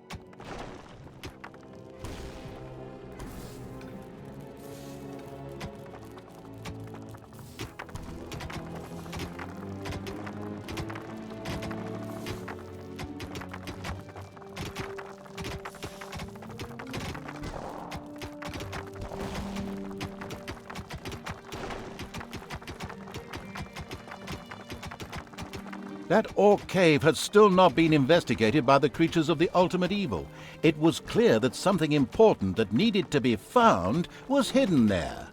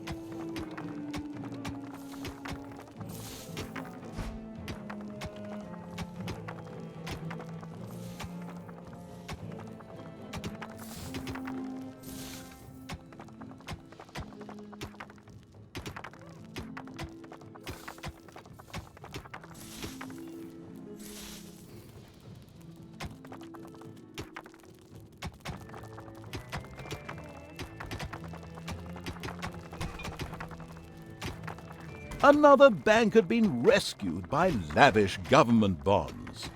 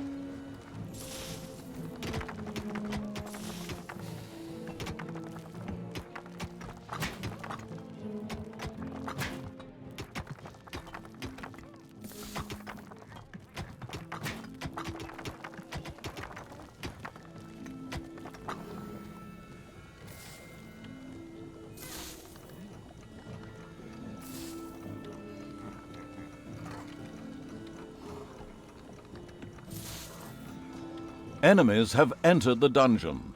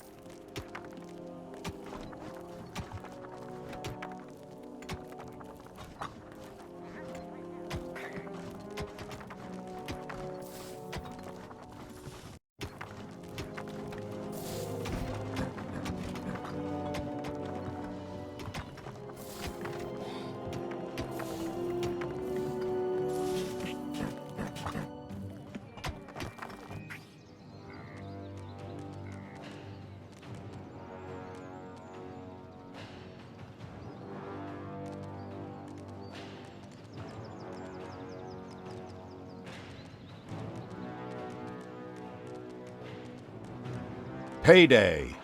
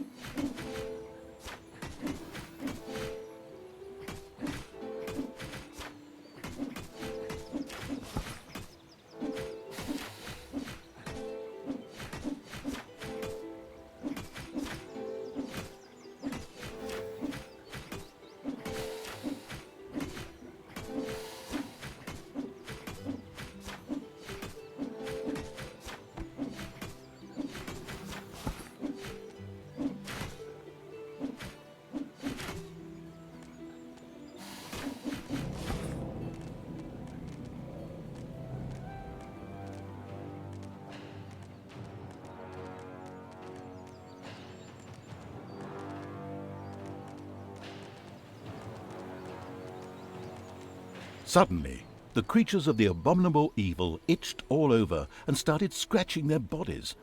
This was bound to have been caused by the presence of the nauseatingly good unicorn rubbing off on them.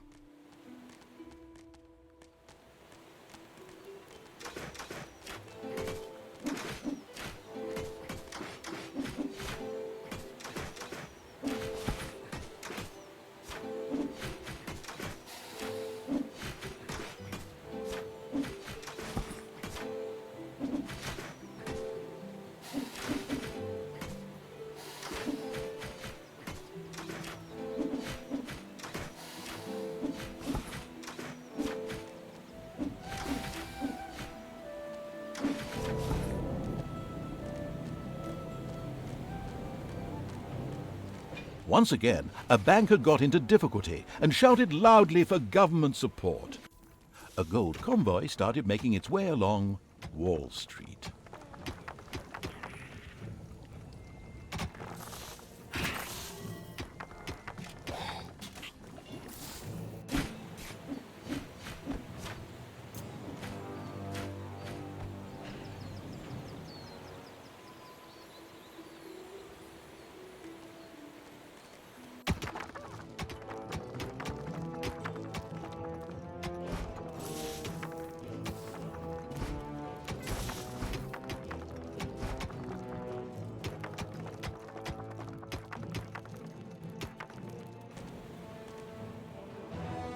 The spider's cave in the east of the dungeon had still not been The creatures of the ultimate evil had discovered an entrance to the underground from the surface. It would be wise to secure this area, so they would be able to use this entrance themselves.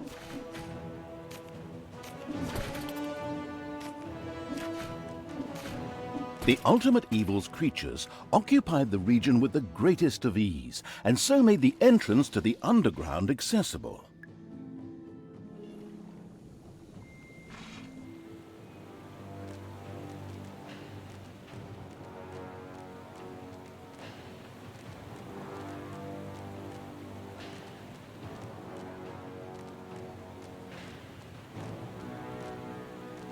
The entrance to the Old Orc Cave was in this area of the overworld. The ultimate evil instructed its creatures to enter it. They were to look for something useful to fight the unicorn.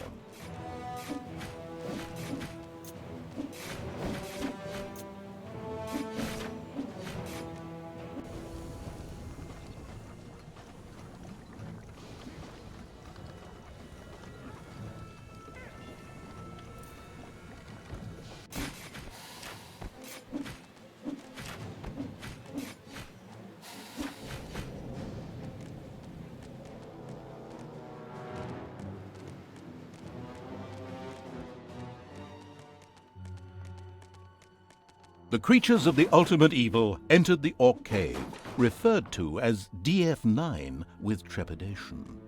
Due to the greed of its owners, this ambitious building project had never quite been finished.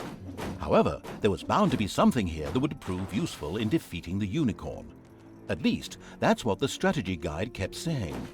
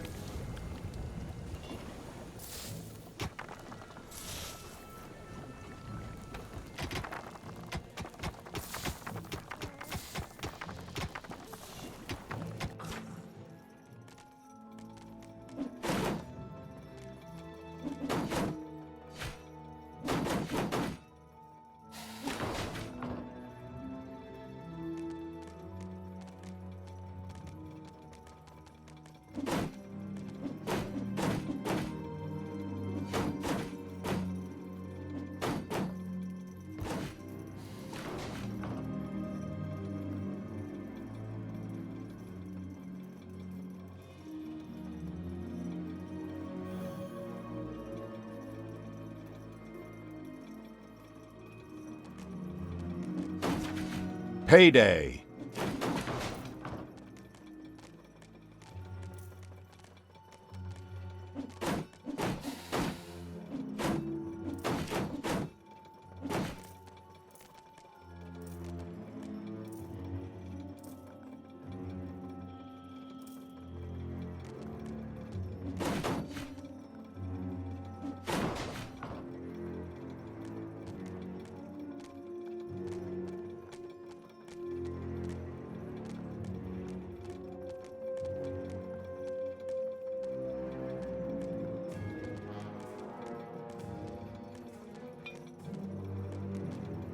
Once again, a transport of gold had reached one of the cities and so saved a bank.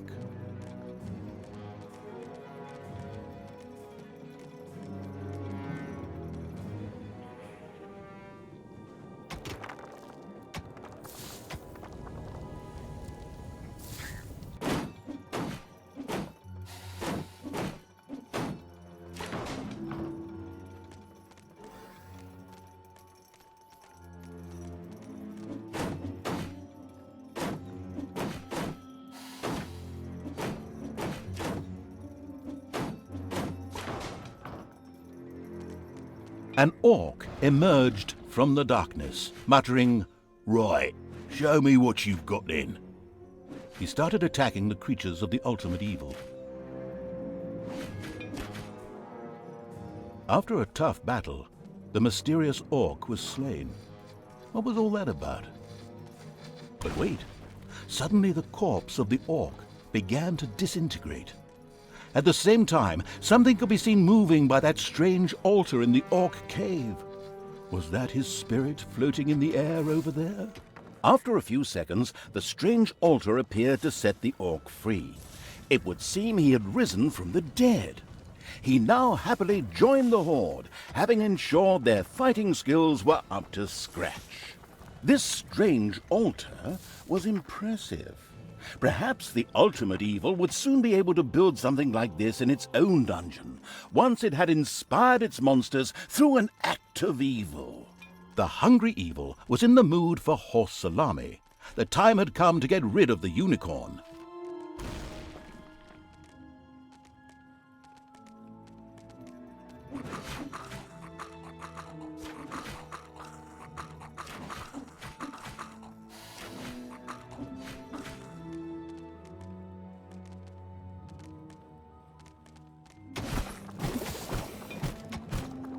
Avoid the fratricidal war.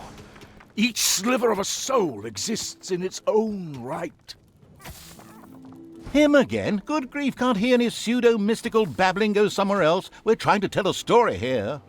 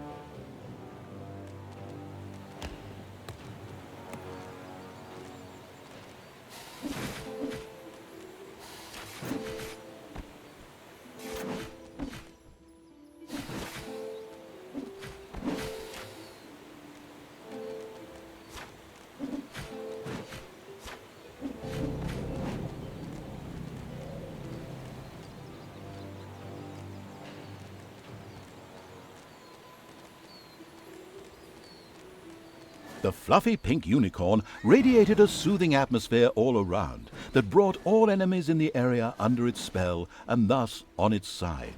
From now on, these formerly evil creatures would spend their time picking flowers and hugging trees.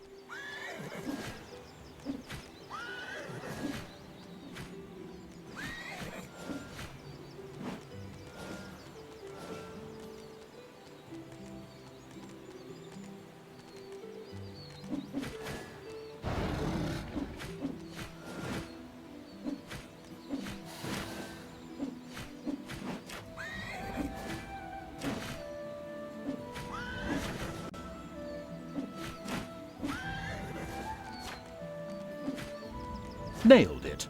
The Horde's bloodthirsty monsters killed the disgustingly fluffy unicorn on behalf of the ensconced evil. For the troops this meant only one thing: horse salami. But wait, that's not all. This evil deed completely delighted the Horde and inspired it to new evil deeds. The ultimate evil was now able to get its servants to upgrade the throne room. This would give access to more fabulously diabolical things. The ultimate evil returned to its throne room at once and had it upgraded immediately. The swanky evil's new throne room shone in all its glory. The evil immediately checked out the other rooms, particularly the Tinkerer's Cave, to see what new things its creatures would be able to research now. The strange altar in the old Orc Cave was fascinating. With the new and improved throne room and a little brain power, it would presumably not be beyond the wit of the ultimate evil to build one in its own dungeon. There, it could be made available to all its creatures. The evil and heinous acts perpetrated by the ultimate evil left the cities feeling threatened, and they hired extra guards to protect them. The amused evil sniggered as it noticed this.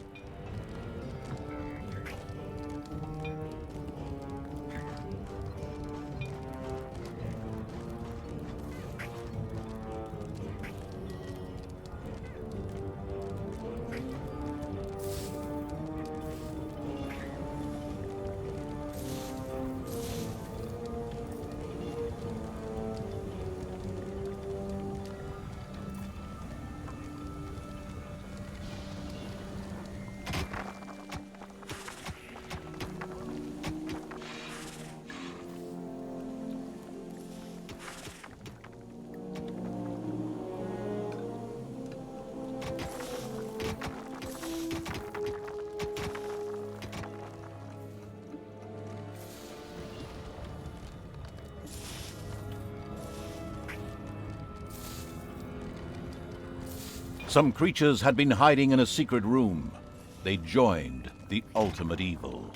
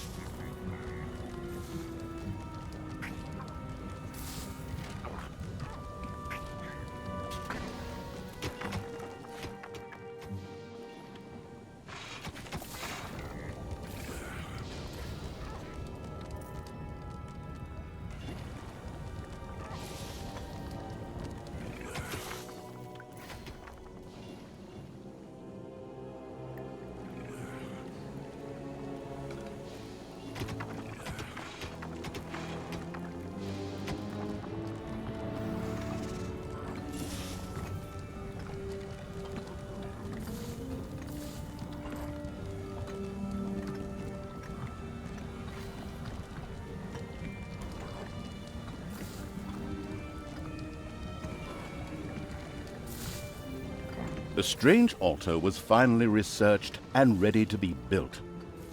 Soon, any creatures who were stupid enough to die in the overworld could be brought back to life. That is, if it were desirable to do so.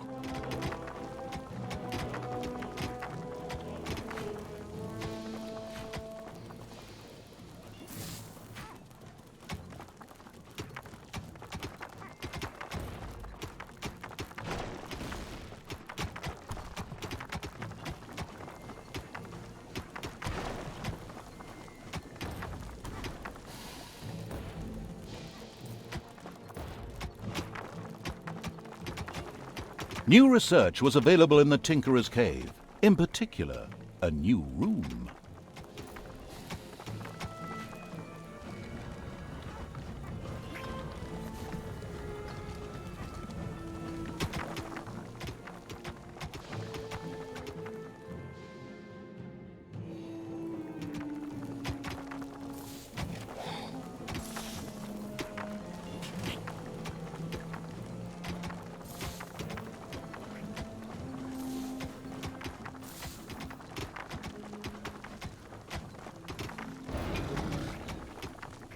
Another bank had been rescued by lavish government bonds.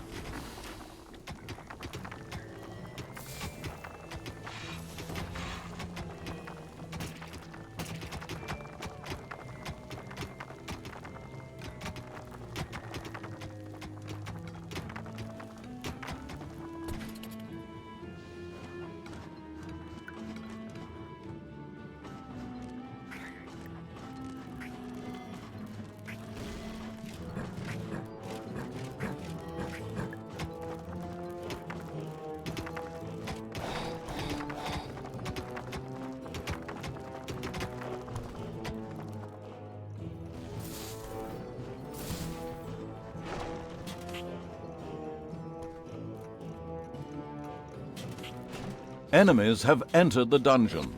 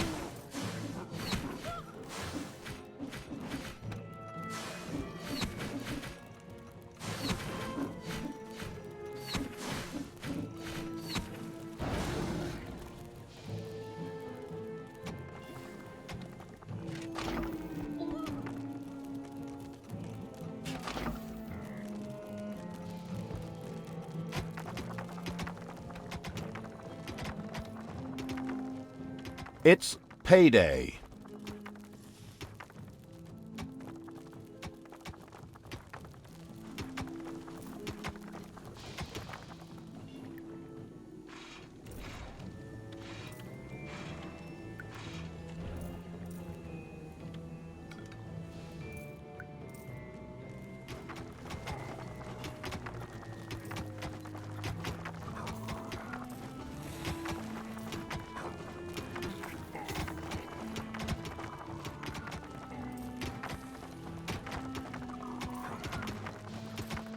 There were still cities waiting to be annihilated by the Horde.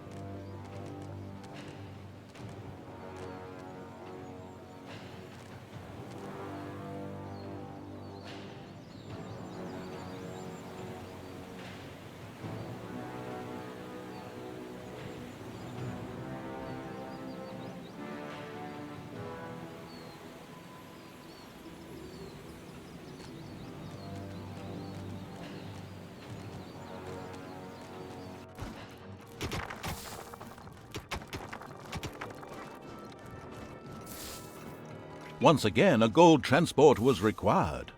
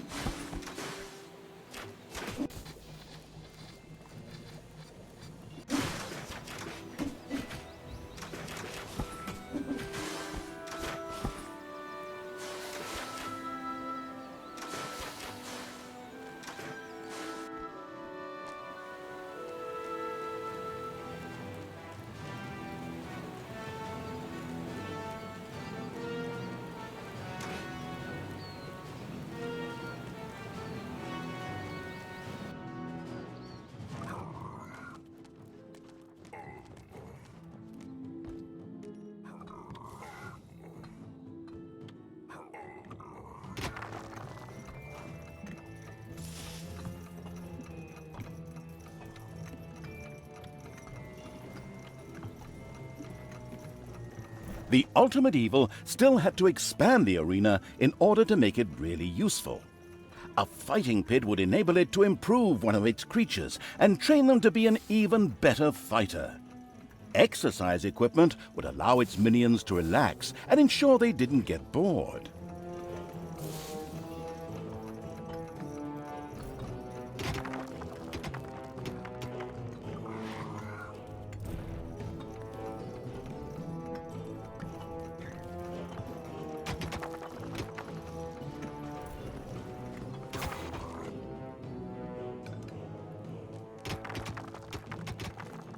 Payday!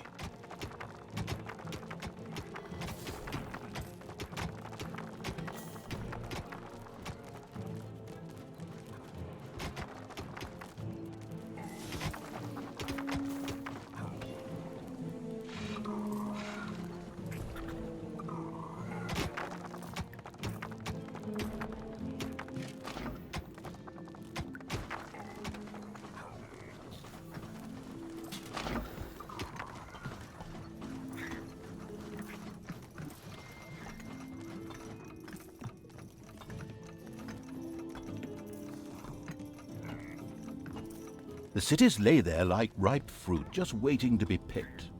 The ultimate evil gathered its creatures in order to address the problem.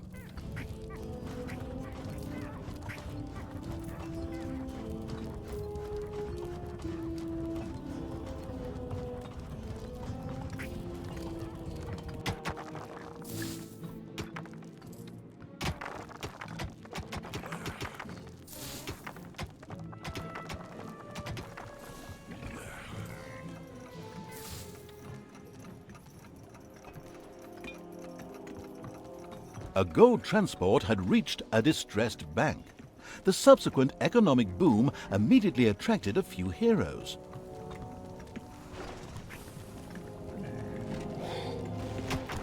Somewhere in the underground, a cheerful hi-ho, hi-ho could be heard. Obviously, there were dwarves living there. The ultimate evil went in search of them.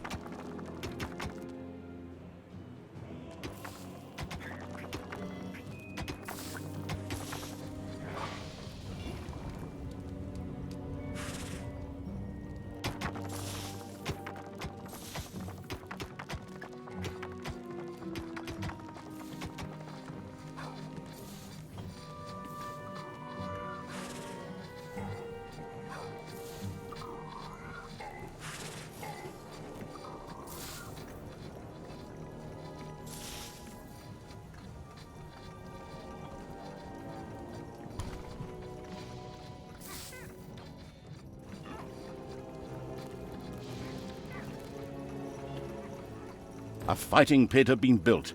The secretive evil immediately grabbed one of its creatures and threw the wretch into it in order to be trained. Sounds strange, doesn't it? But that's exactly what happened. One of the creatures found himself in the fighting pit, and somewhat reluctantly, after being convinced via the persuasive power of violence, began training.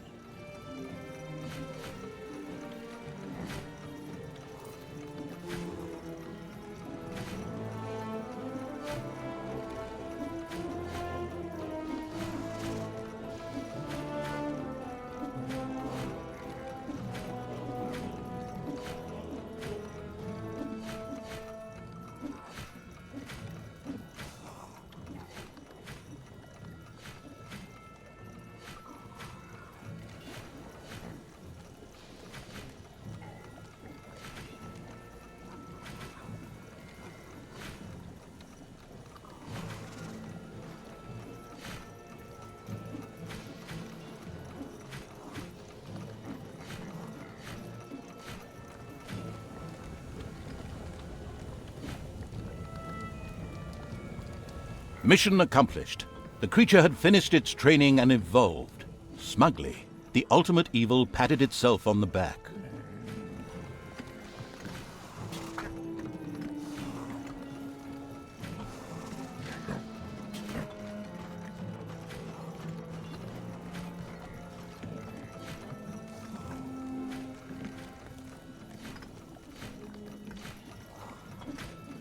Payday!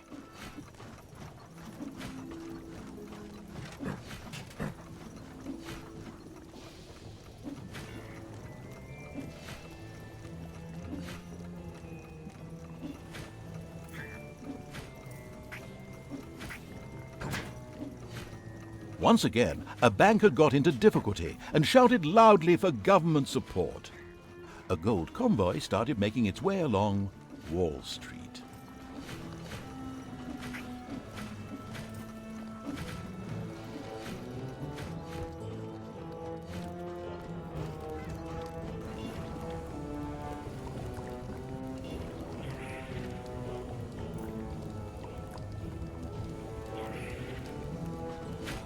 There were still cities waiting to be annihilated by the Horde.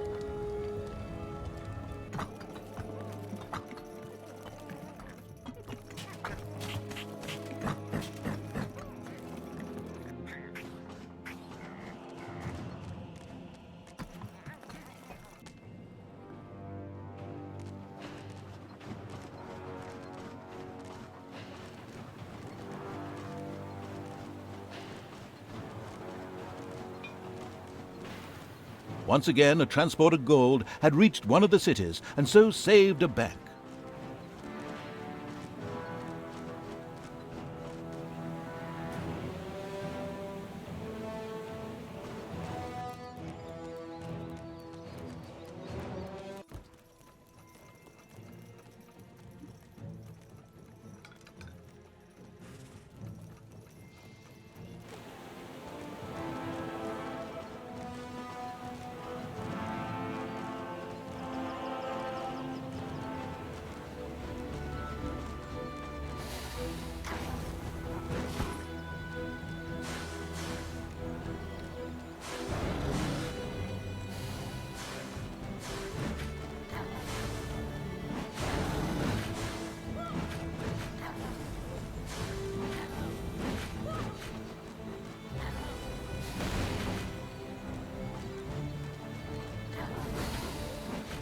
The city by the forest and its lumber camp held up well, but were not able to tactically outwit the dastardly evil's genius, and so the city was destroyed by the Horde.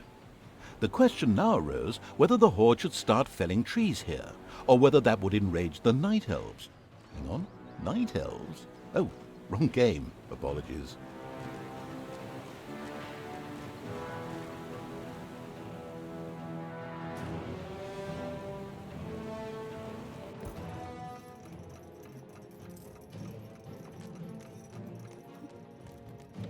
There are enemies in your dungeon.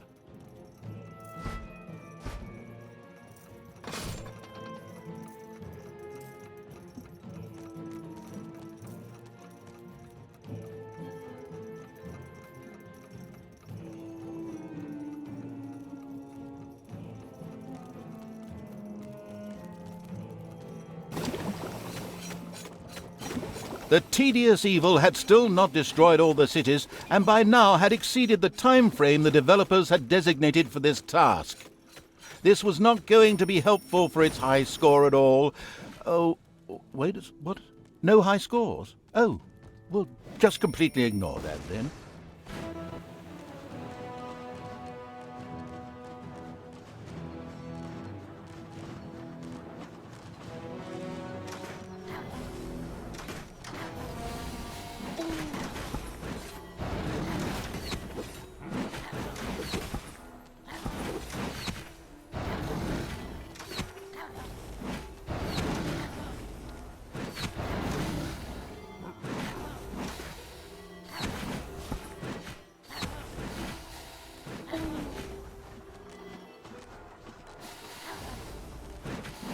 The small fishing village offered little resistance against the Horde. The thought of getting the fishermen to work for it was quickly rejected by a doubtful evil. It was concerned that the Horde would get too used to something so tasty.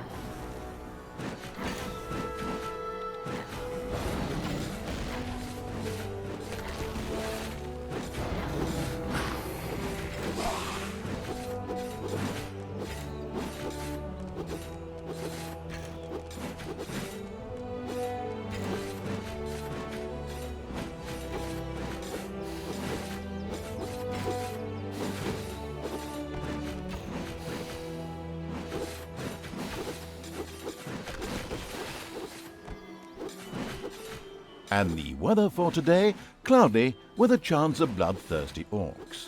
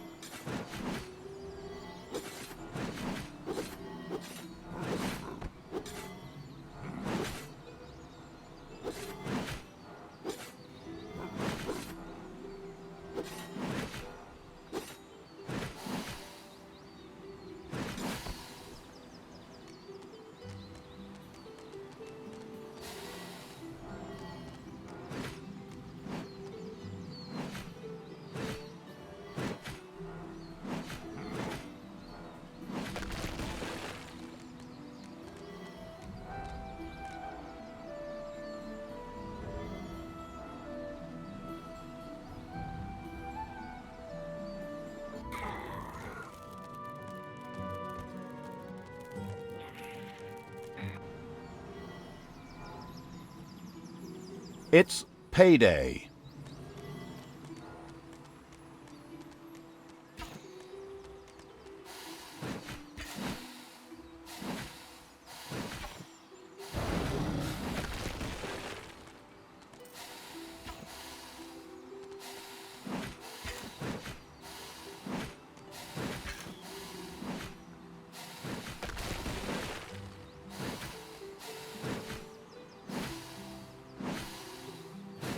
The city by the quarry could not withstand the marauding horde and became victim to the bloodthirsty warriors.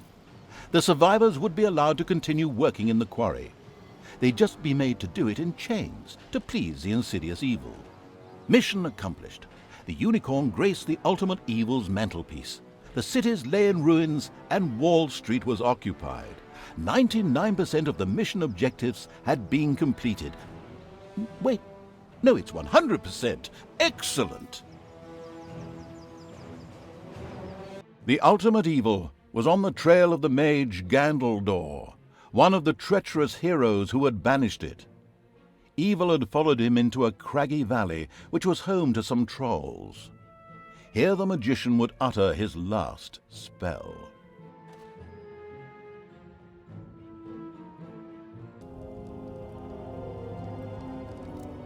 Trolls, renowned for their striking power, inhabited this land.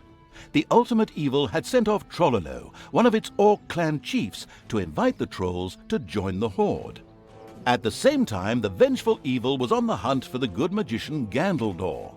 He was thought to be in the area and had been one of the heroes who had banished the evil. Not that the revenge-thirsty evil needed any reason for hunting down good-natured beings. First priority, however, was to meet with the clan chief. Everything else could be dealt with later.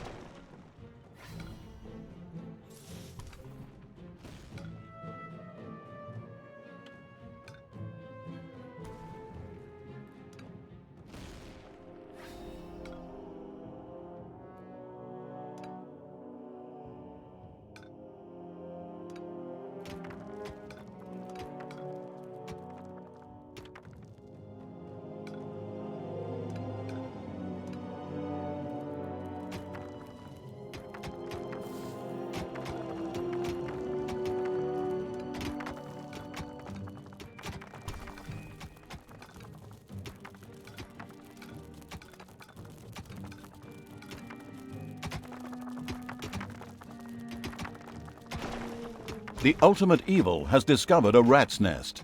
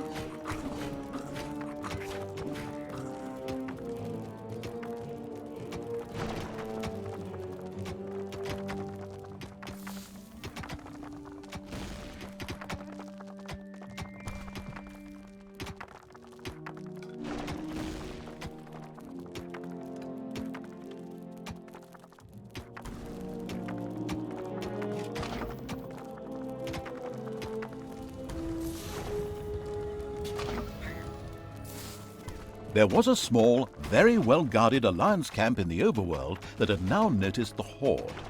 Unfortunately, this camp was already connected to the dungeon, so that very soon, wave upon wave of heroes would start streaming into the dungeon.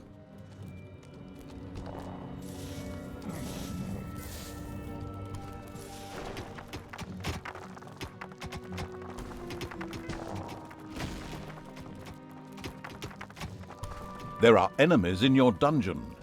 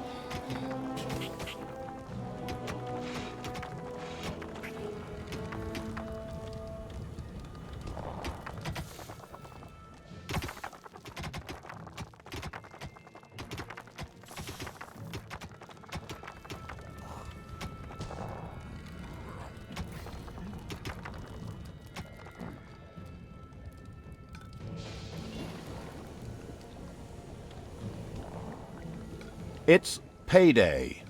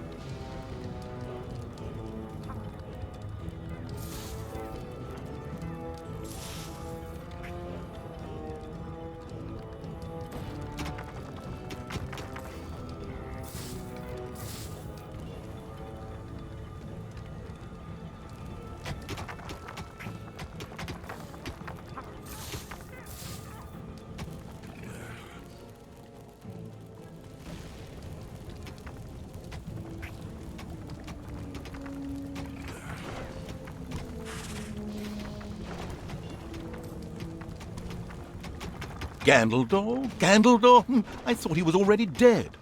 Wasn't he killed by that evil sorcerer, Malfrog?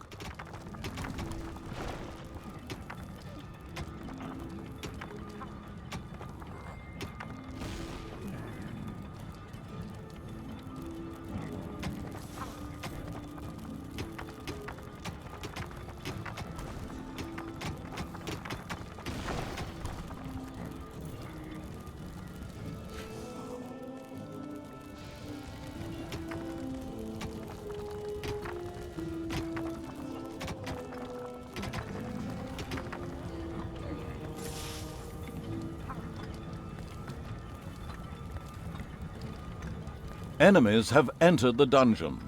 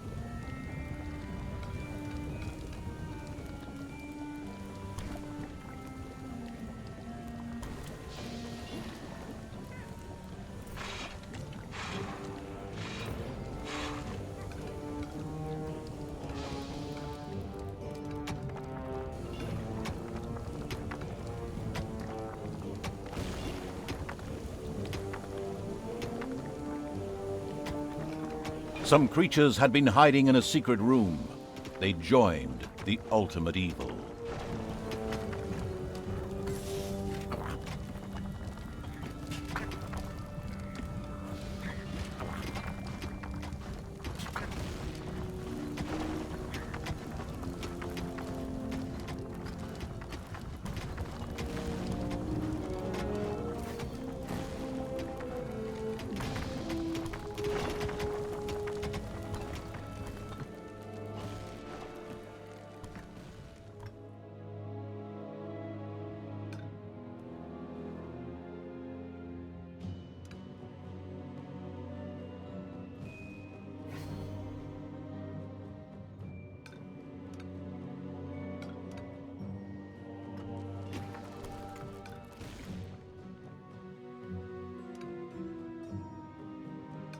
The ultimate evil has discovered a rat's nest.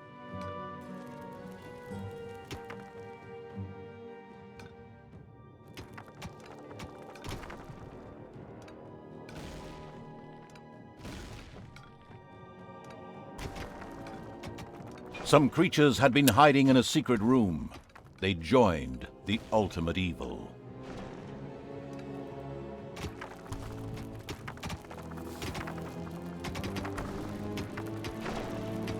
It's payday.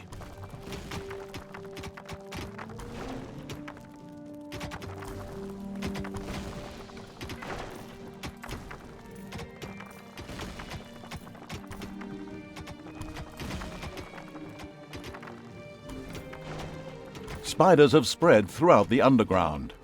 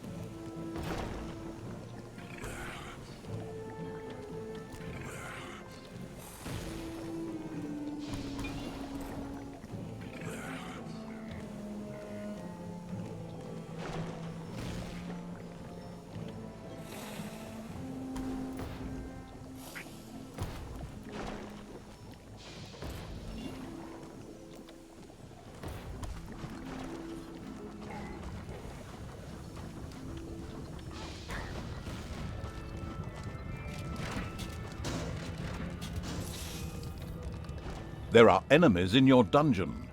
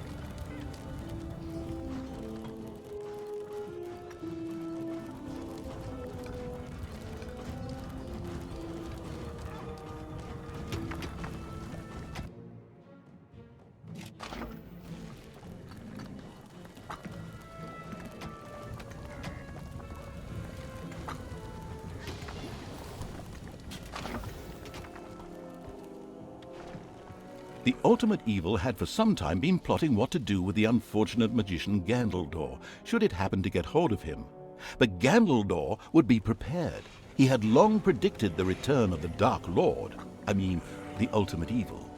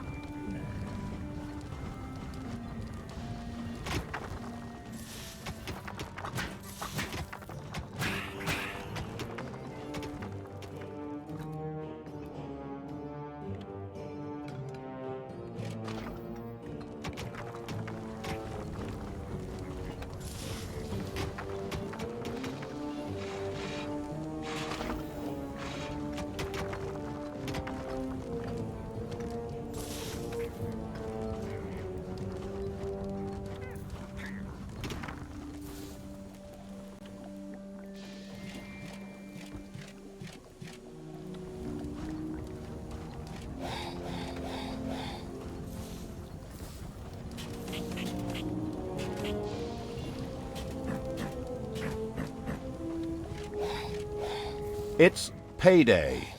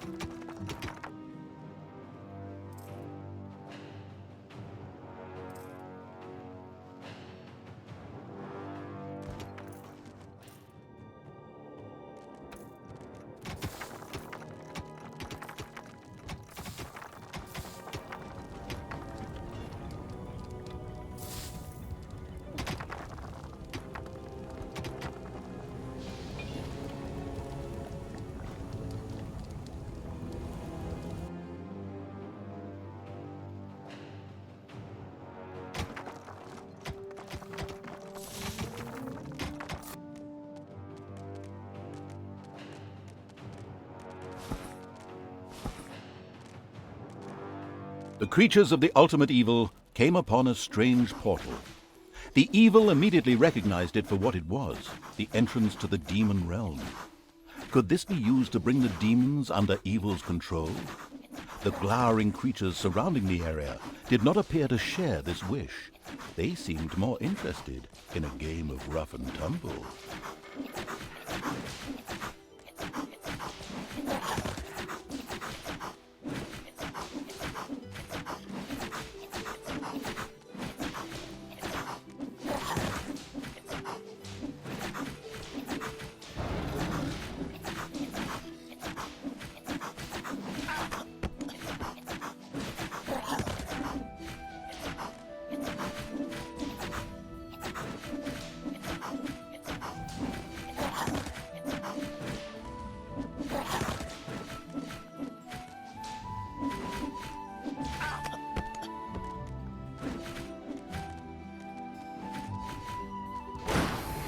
When the demons persistently refused to subjugate themselves to the vile evil, the horde promptly stormed them.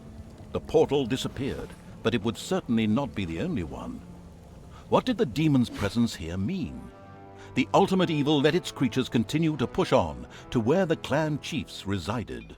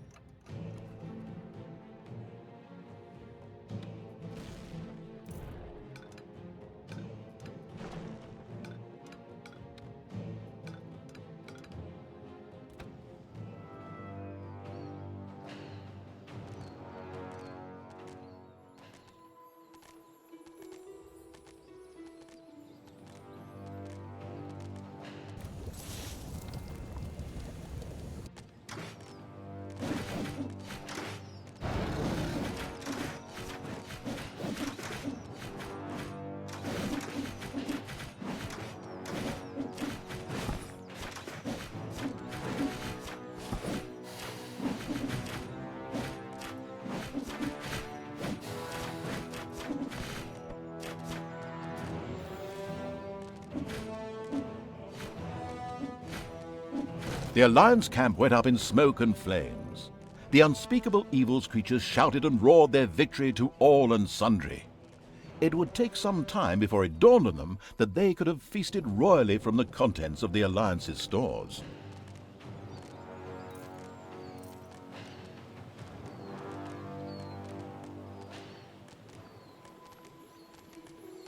The unspeakable evil's creatures saw Trololo and Groom in the distance.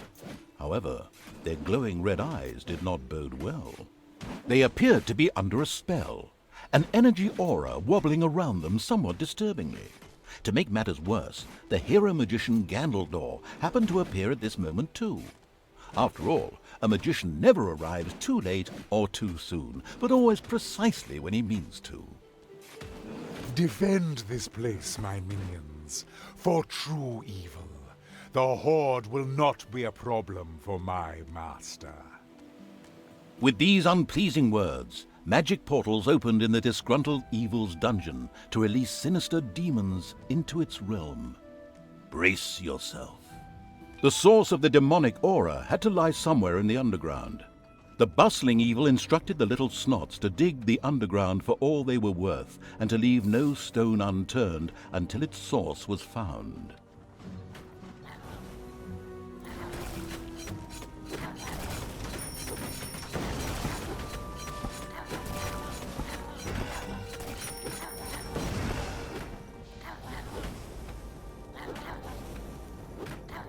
A demon portal in the dungeon has been closed.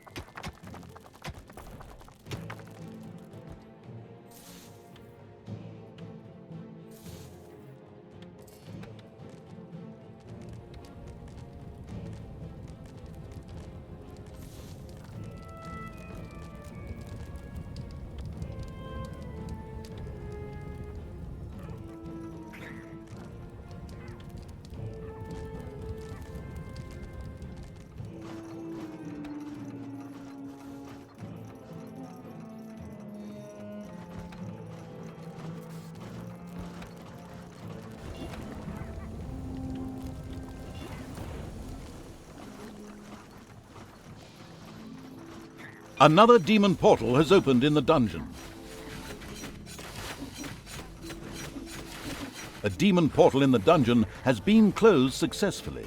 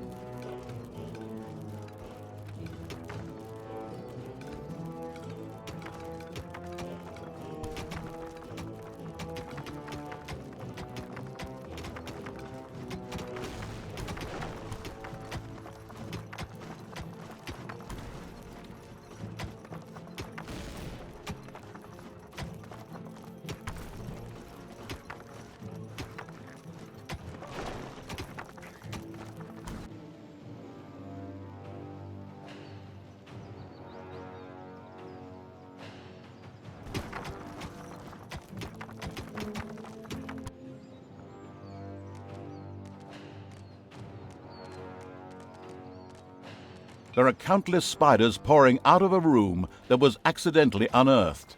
Disgusting.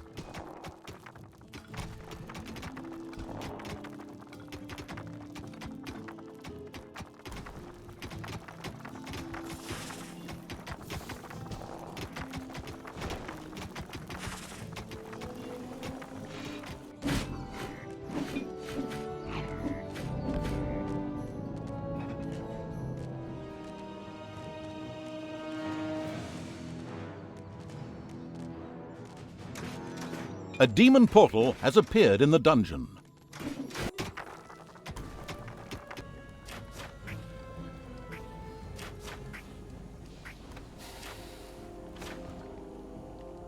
It's payday.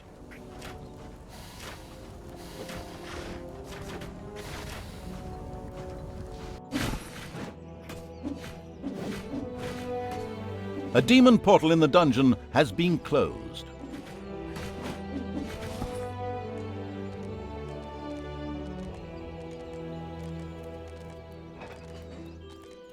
The source of the demonic aura in the underground had still not been discovered. Of course, it would have been pure chance to stumble on it. At least it would have been, had there been no hints as to where to find it. But in fact, it was very clearly highlighted on the map. Ooh, I guess I kind of ruined the sense of immersion there, didn't I?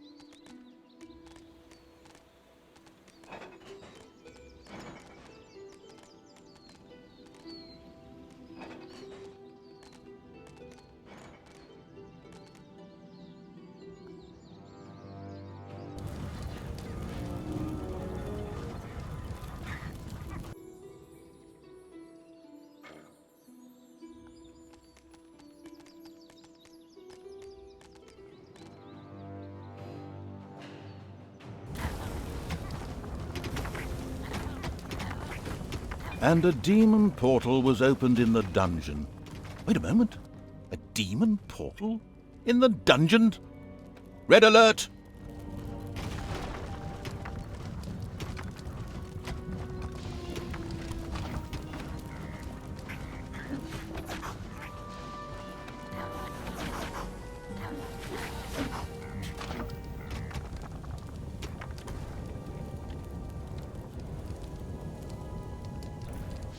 A demon portal in the dungeon has been closed successfully.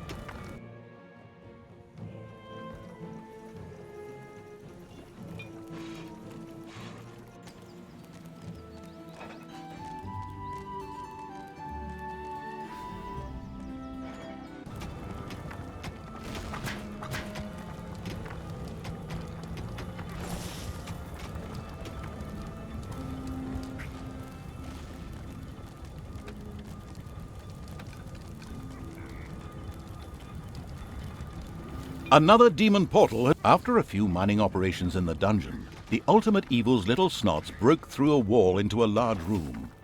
An evil-looking crystal lay pulsating in the middle of it.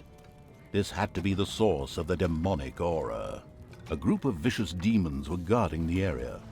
Since neither Buffy nor the Winchester brothers were currently available to sort them out, for better or for worse, it would have to be up to the Horde or the delegating evil to get the job done.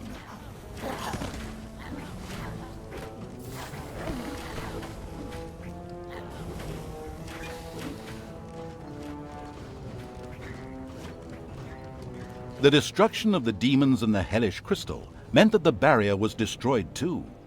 The self-satisfied evil allowed itself a quick pat on the back. Now, it was time to deal with Trollolo and Groom.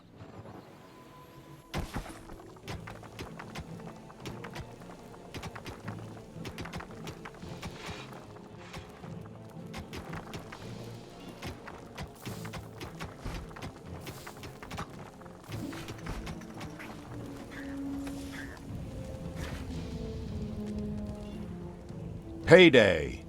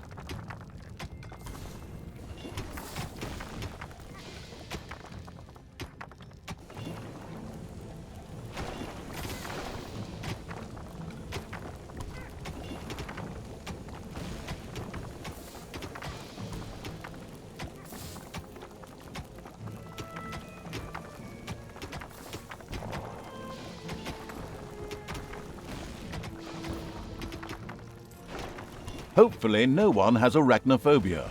A spider nest has been discovered.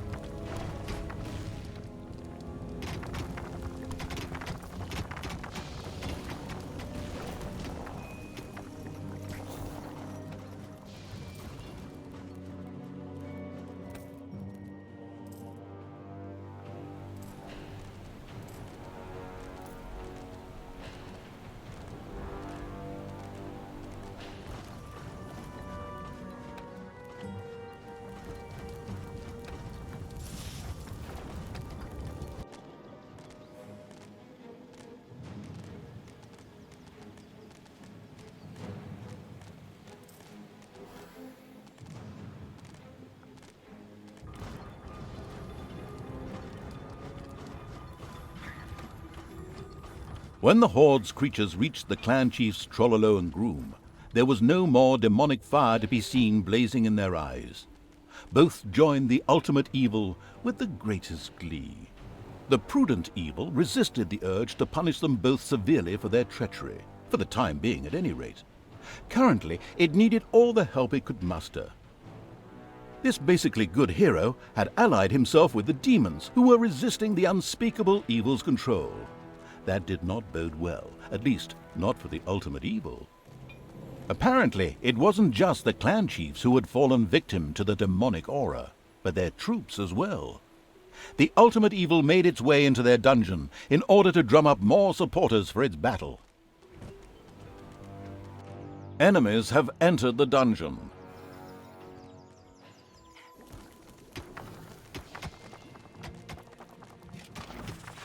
The path to the clan chief's dungeon appeared to be guarded by some corrupted trolls who bombarded the gorge incessantly with stones. The well-armed evil would have to take good care of its troops here, or alternatively avoid clever tactics and send them through en masse as befits a horde.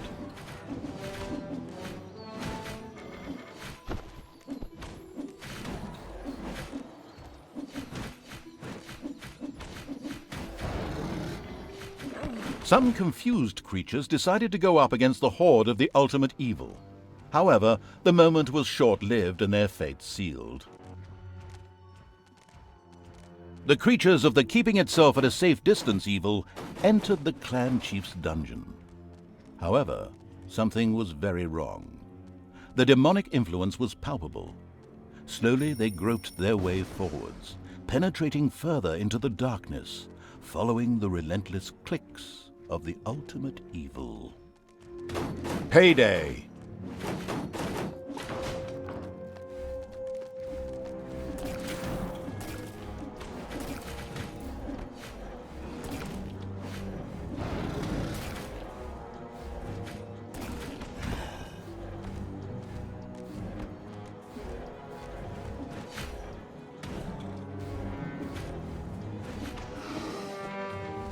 The Troll Chieftain Groom died a heroic death. At least, that's what will be written in the history books.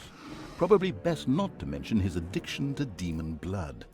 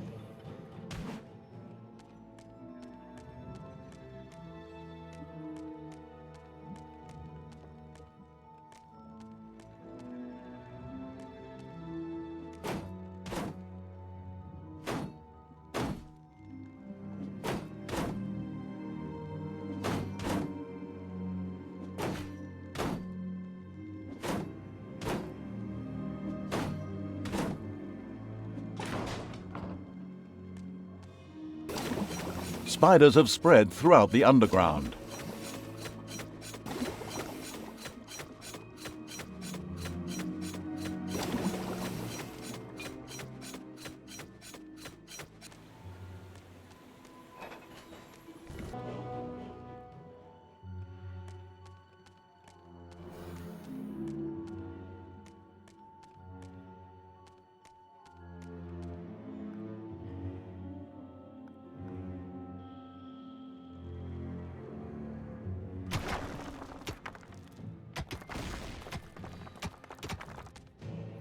There are enemies in your dungeon.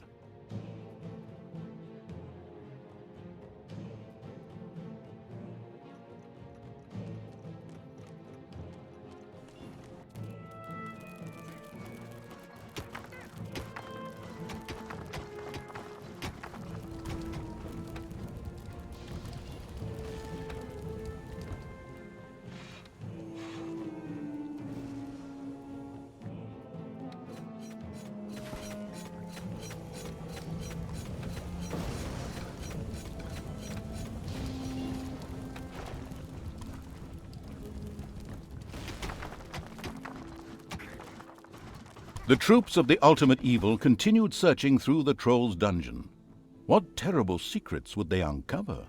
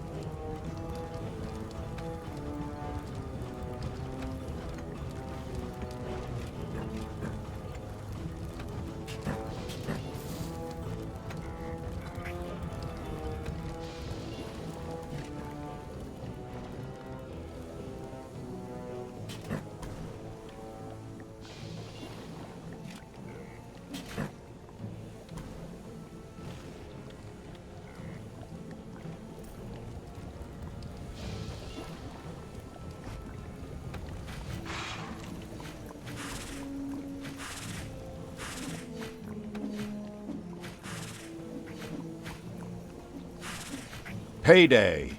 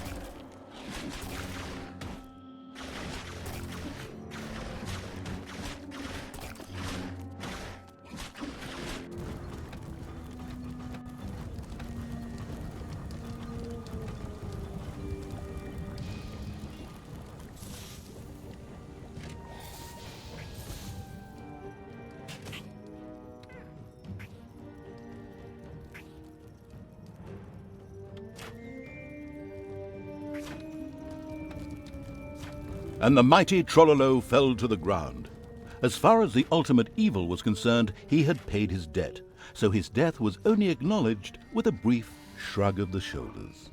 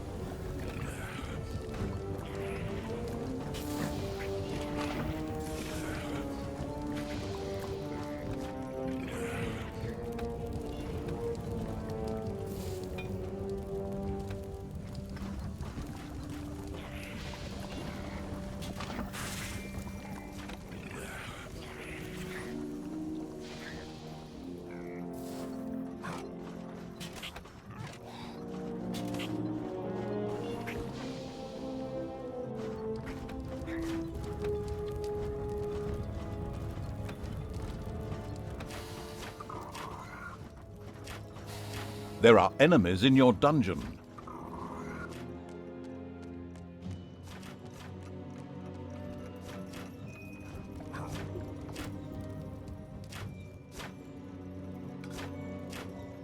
It was more than a curious question as to what the demons here were all about.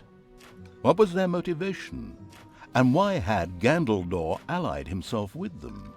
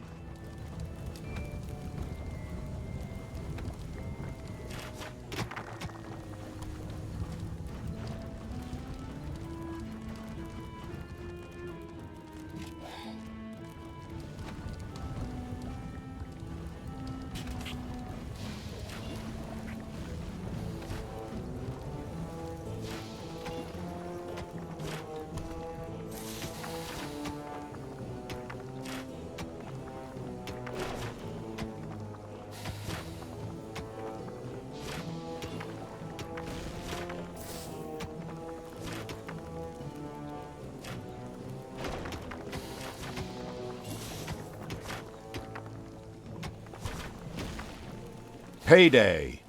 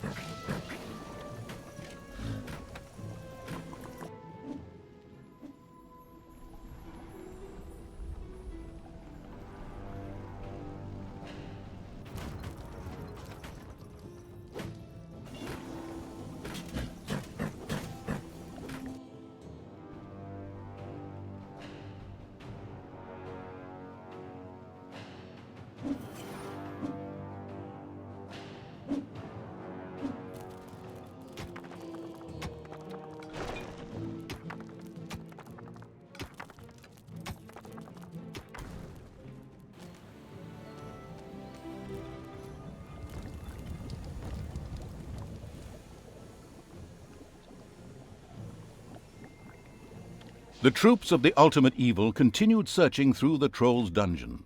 What terrible secrets would they uncover? Enemies have entered the dungeon.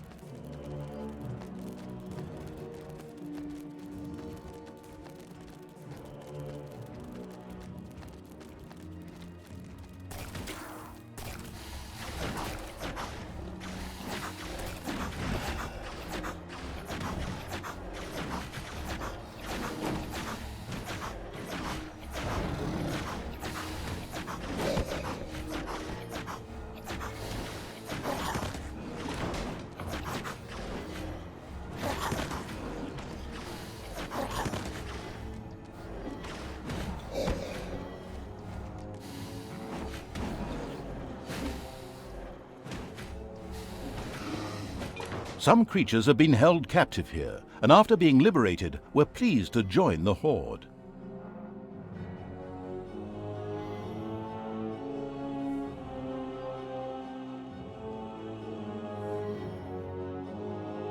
It's payday.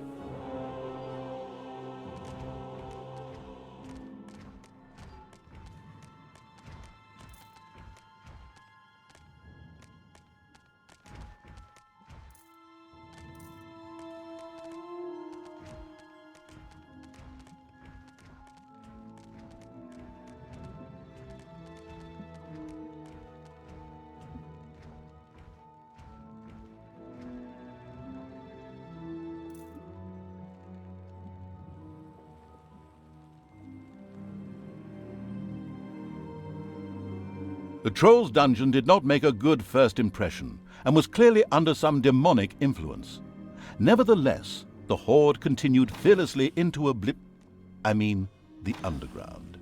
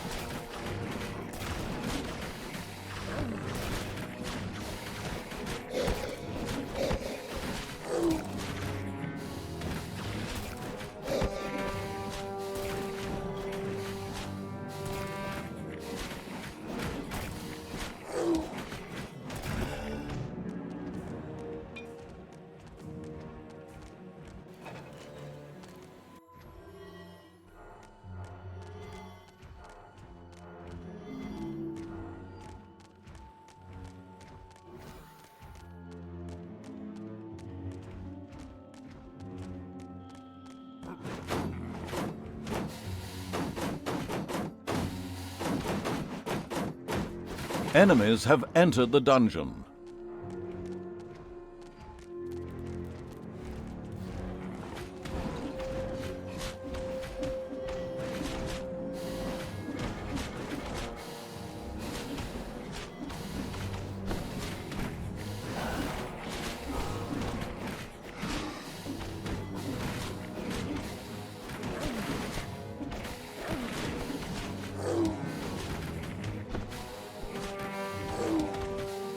The creatures of the research-hungry evil had discovered a Chaos Forge. Here, trolls created powerful improvements for the entire horde. Something like that would do nicely in its own dungeon.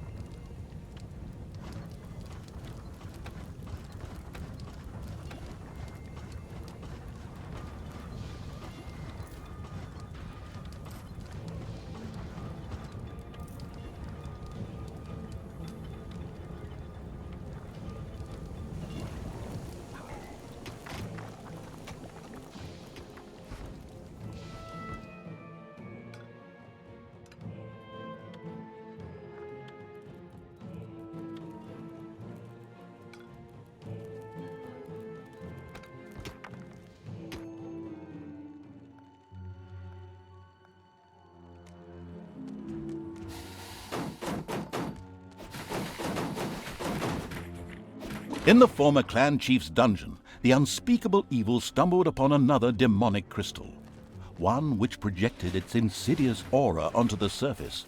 It was clear that this thing would have to be destroyed as well.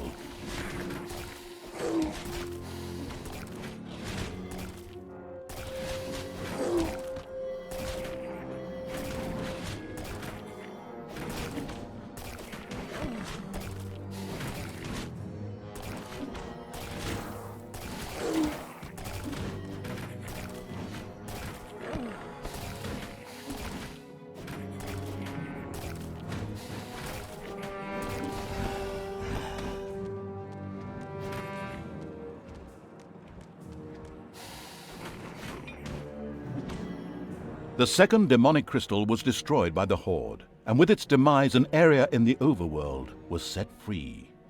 This caused another entrance from the clan chief's dungeon to the overworld to open, thereby providing the Horde with a speedy means of travel. Moreover, the rock throwers were able to free themselves from the spell and didn't hesitate to join the Horde. This will not please my lord. The true evil will tear you apart. Vengeance will be ours. The voice of the obviously corrupted magician boomed across the battlefield. He seemed to think himself a servant of evil, but he was serving the wrong evil, and the Horde would soon teach him that. Unfortunately, the demon's crystal had failed to provide access to certain areas of the overworld.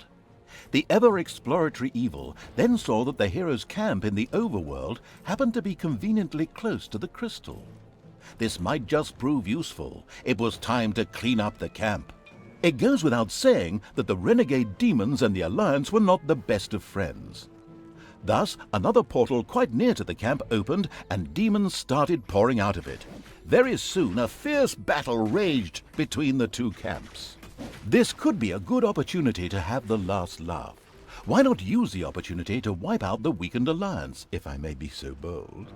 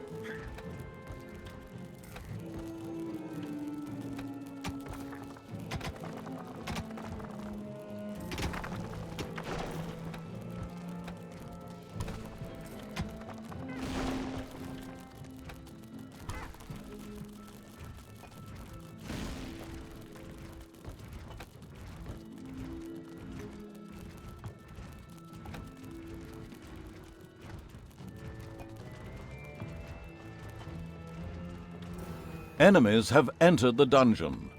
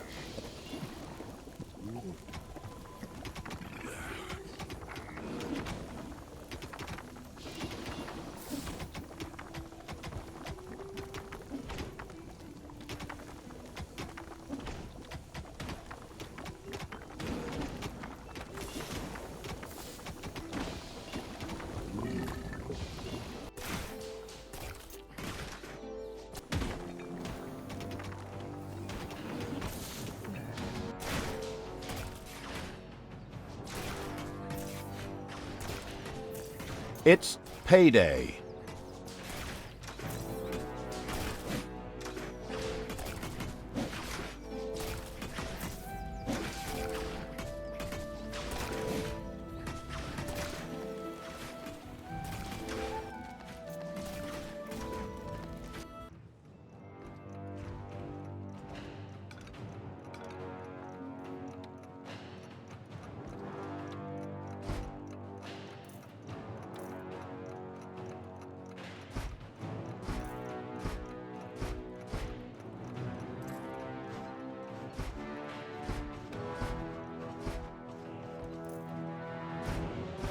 While the Alliance and the demons battled each other, the bored evil sat back watching with interest and some popcorn.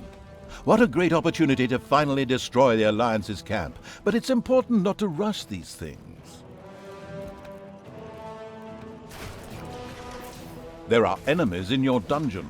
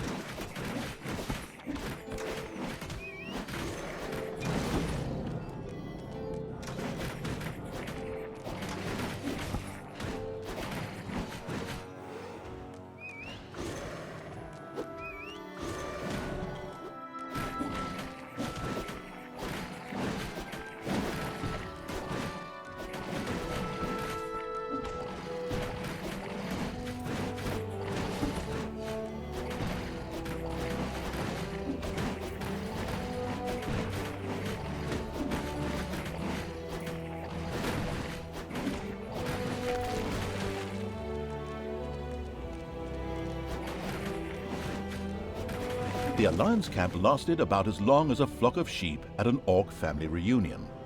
As a bonus, so to speak, a plateau appeared very close to the demonic crystal. Perhaps a troll rock thrower could be useful here. Fortunately, the mission plan following evil had just recently recruited the troll rock throwers. This kind of unit could dig in and then attack the crystal from the plateau. A plateau allowed the displeased evil's creatures to see the unnatural pulsating of a demonic crystal. This crystal was located on the surface and could not be reached without anyone succumbing to its power.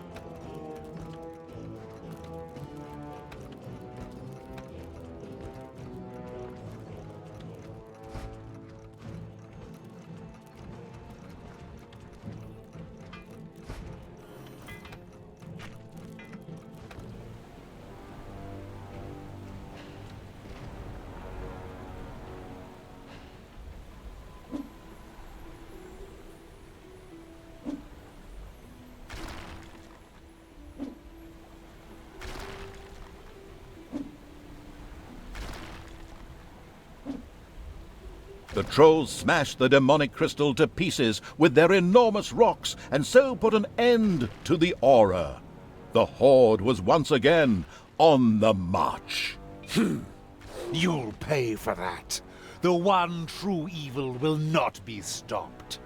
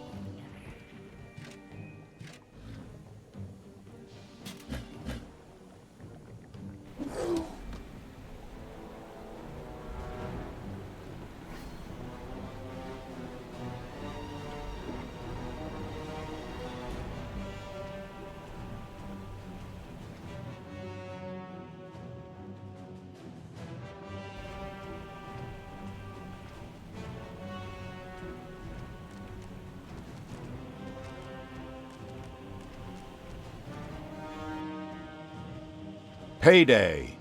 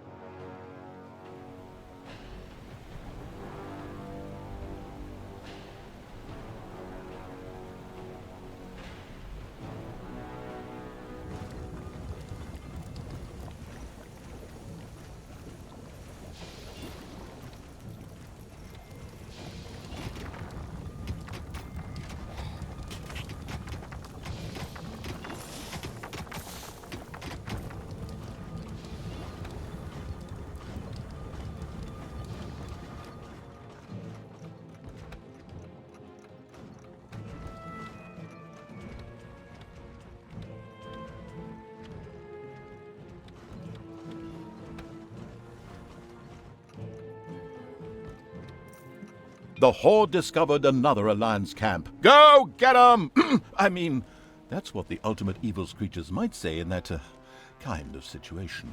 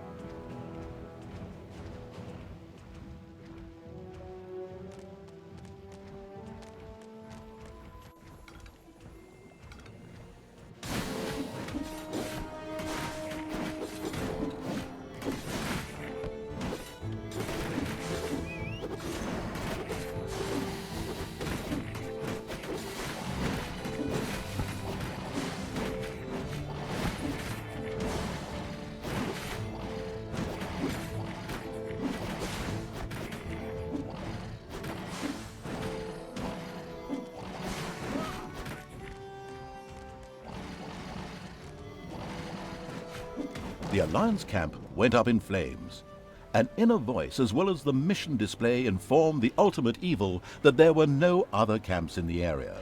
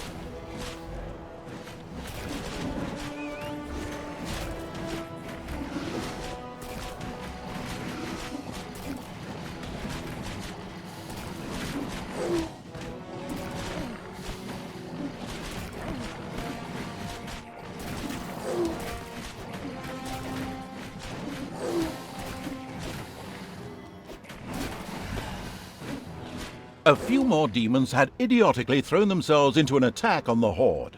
There was an entrance leading into the underground behind them. That had to be Gandaldor's hideout.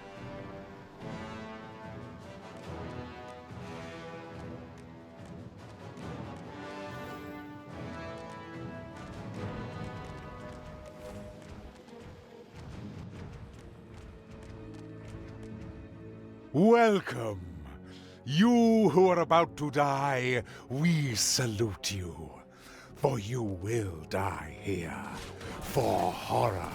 For the one true evil.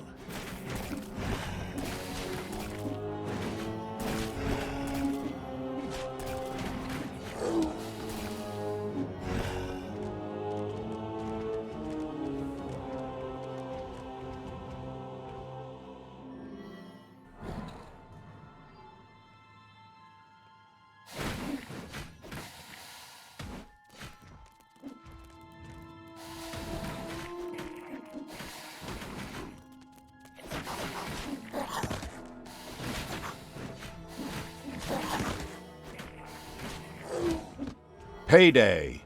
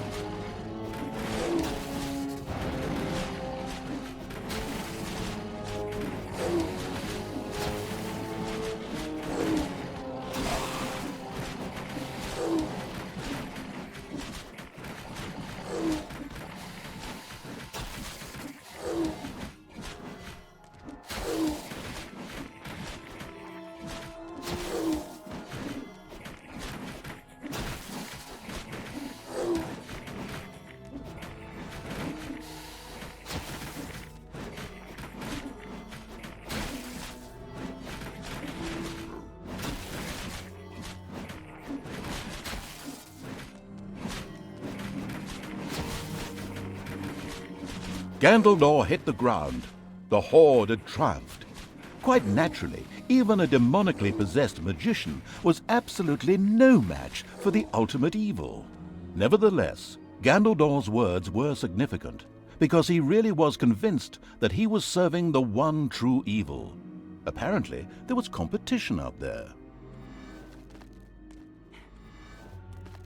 The remaining demons fled from the victorious Horde in droves via brand new demon portals that suddenly appeared out of nowhere. Where would they go? All would be revealed at a future date.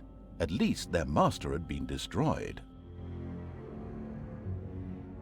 Troubled by the lack of control it was able to exert over the renegade demons, the ultimate evil traveled north into the Plaguelands. This area was home to the undead, who had eked out an existence there for eons. It was certain they would be eager to join the ultimate evil.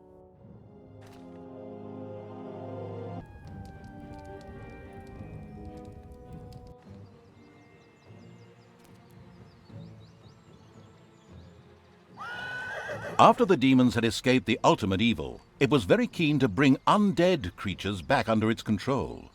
To this end, the evil traveled to an area that was formerly known as the Plaguelands. At one time, a huge cemetery graced the countryside here, providing a happy place for the undead to hang out. Assuming the undead ever had any concept of happiness, that is. But that was 20 years ago. Since then, the Alliance had turned this place into the Poshlands. It was an unbearably good place, which was heavily guarded due to its dubious past. The ultimate evil would first need to take care of those guards and completely destroy the place before it could take control of the undead.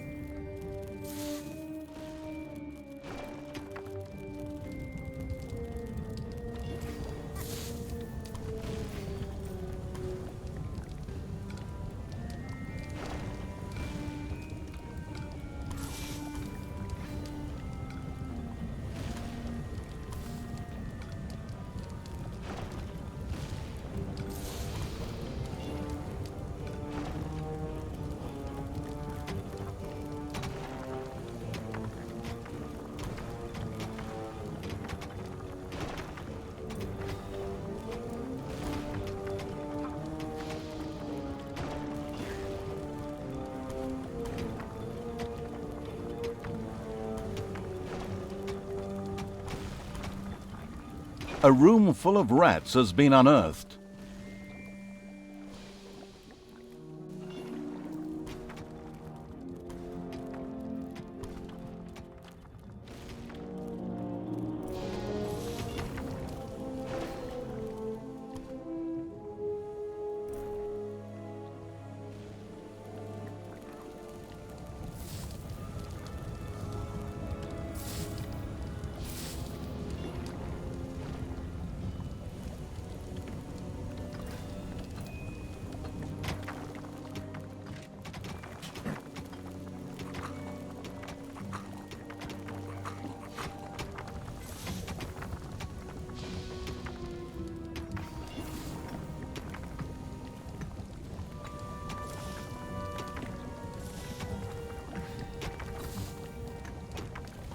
Word of the ultimate evil's presence had spread among the supporters of the Alliance like wildfire.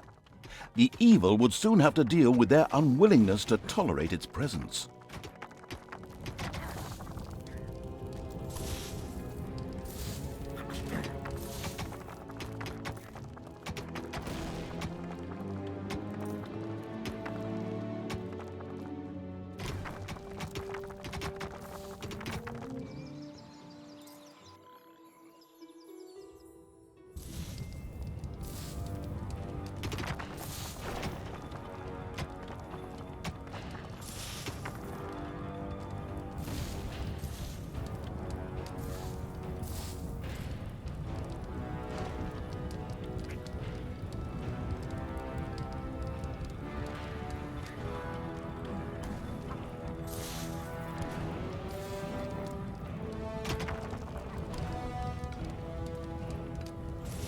Enemies have entered the dungeon.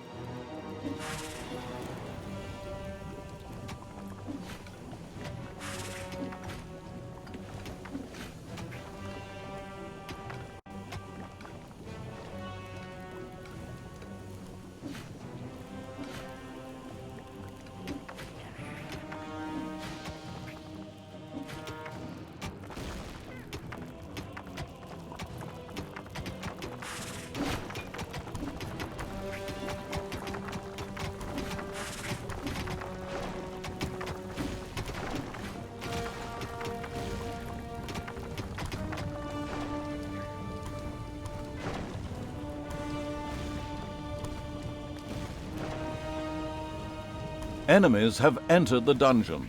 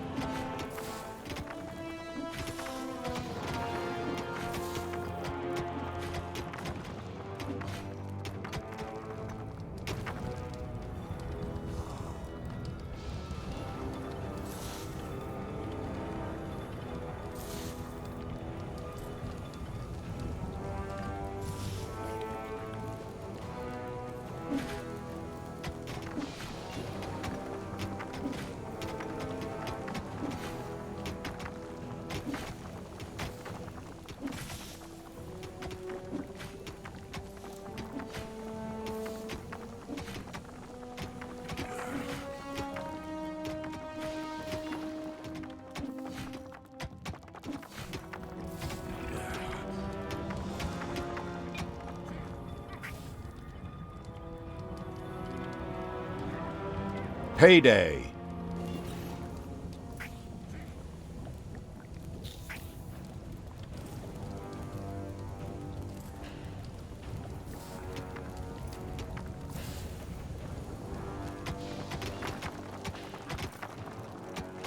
Enemies have entered the dungeon.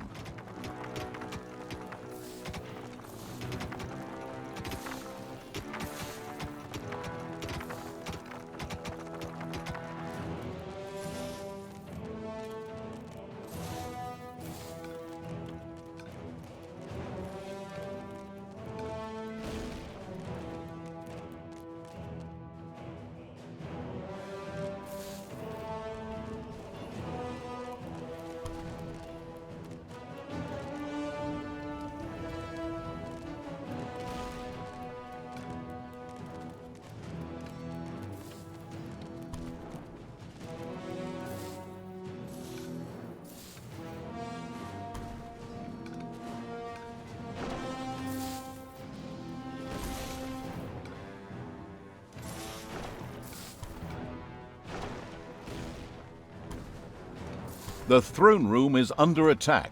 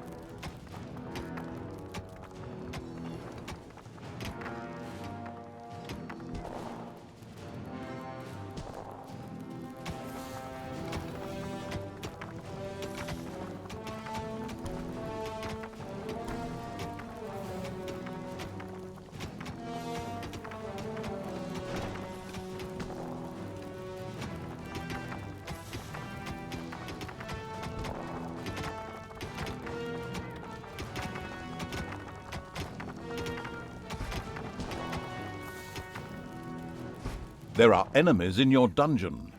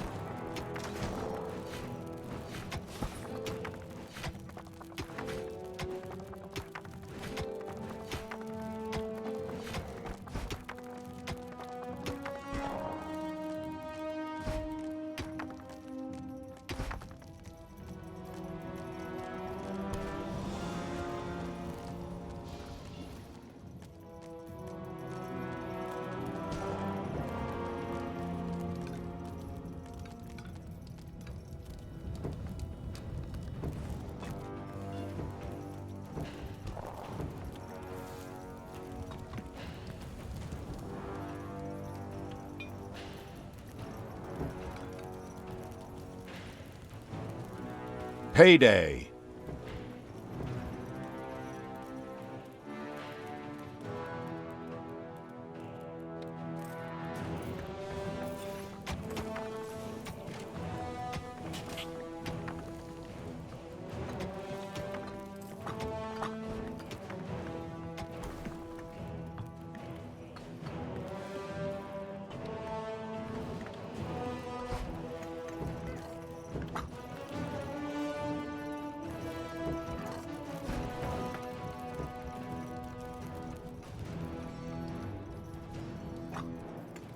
There are enemies in your dungeon.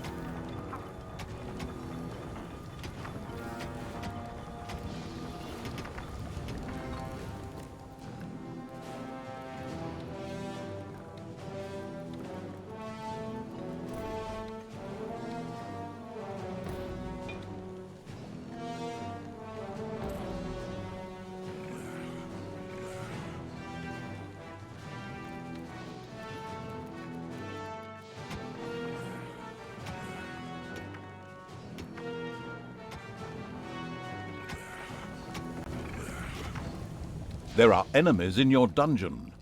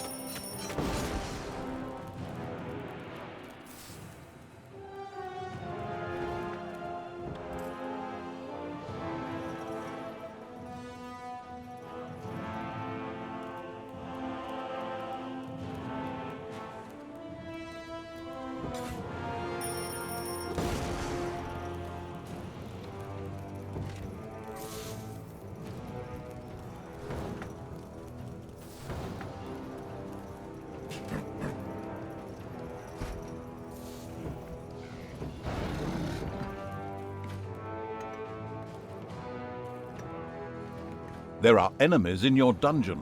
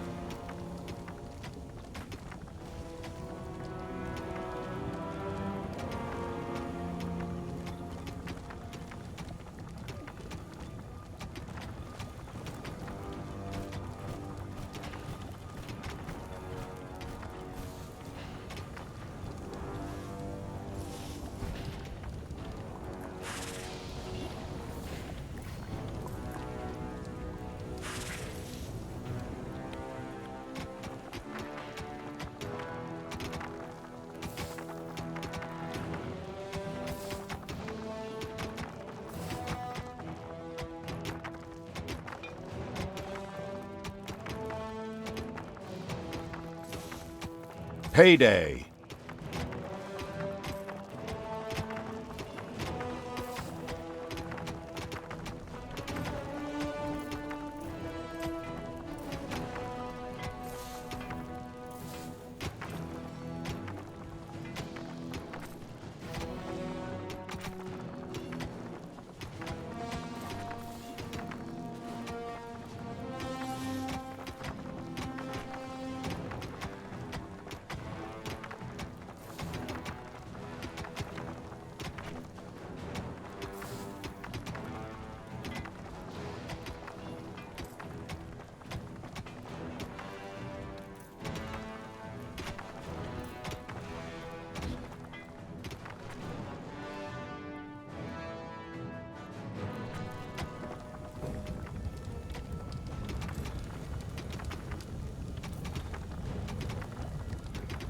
Enemies have entered the dungeon.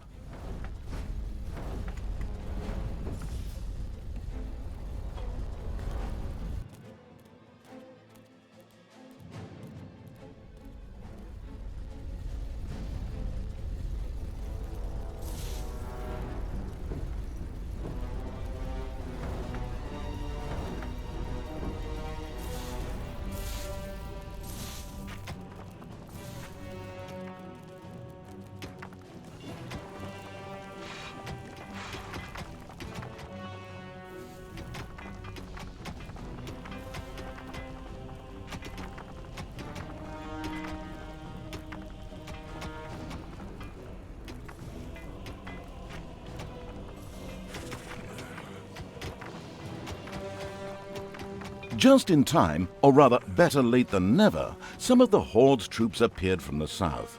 They had presumably just come from paying a brief visit to their favorite pub, the Winchester, which was run by two brothers. Whatever. These troops came to help, and the ultimate evil could certainly make good use of them.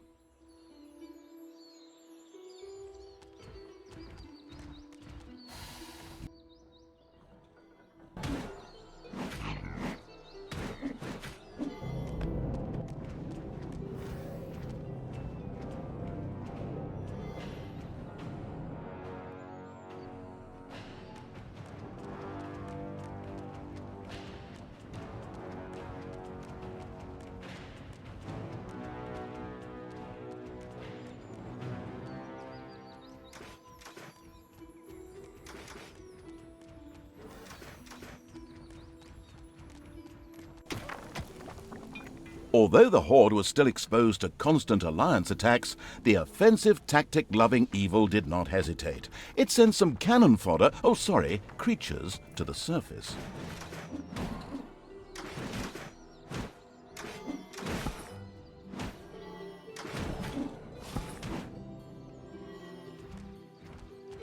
There was a small alliance military camp to the south, which guarded the border to the Poshlands.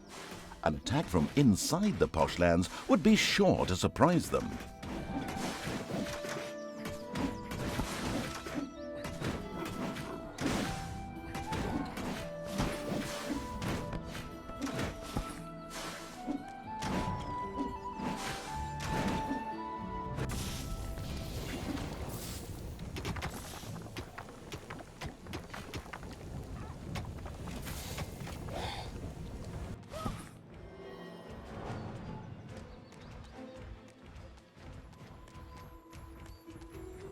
Enemies have entered the dungeon.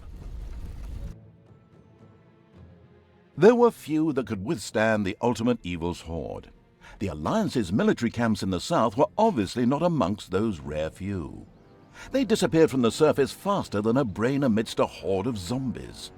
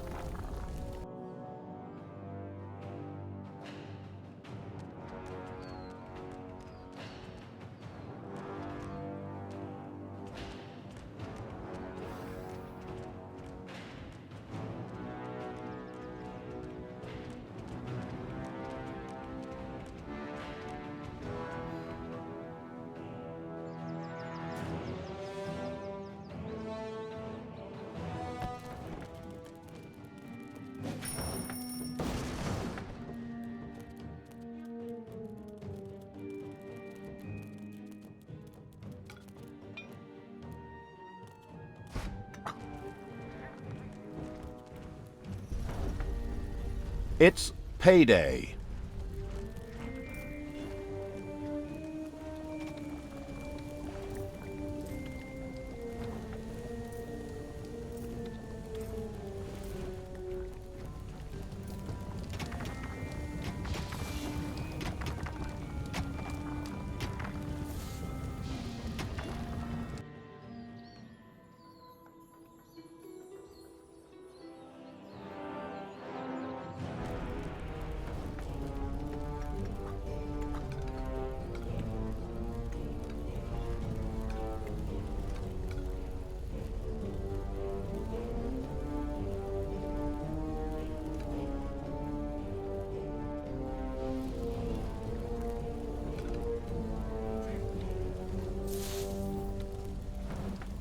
After the Alliance had repeatedly failed with their clumsy wave tactics, the decision was made to overrun the ultimate evil with a single giant attack.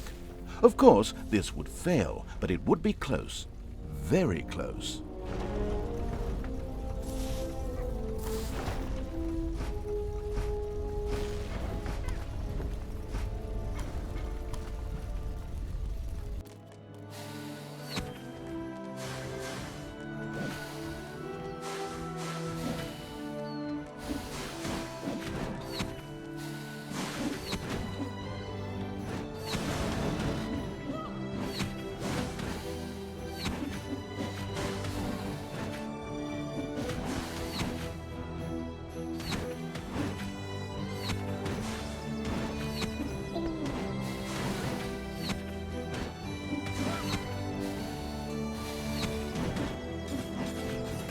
From the book Plaguelands, Until the Morning Mists Arise.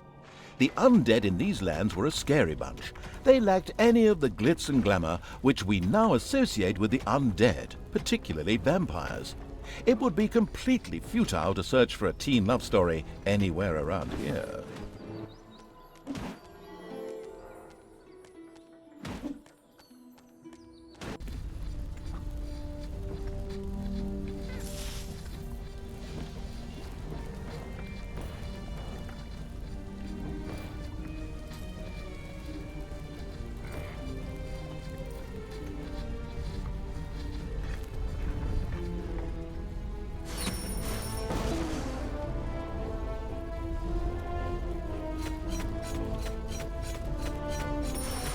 Enemies have entered the dungeon.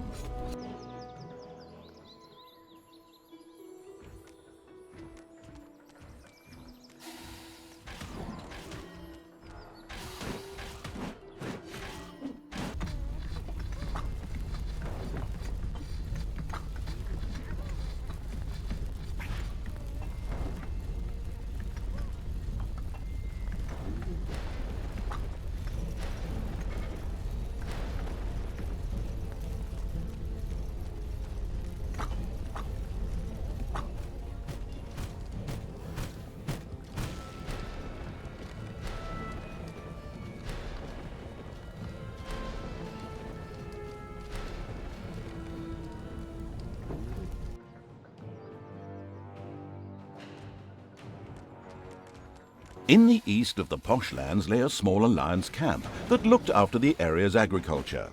This wouldn't be of much help against a bunch of crazed orcs.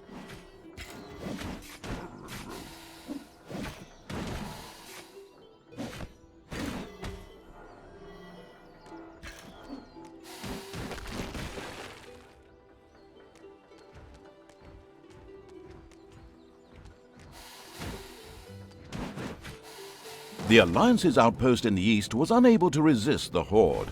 Another part of the posh lands fell to make room for some beautiful tombs, from which undead would soon rise.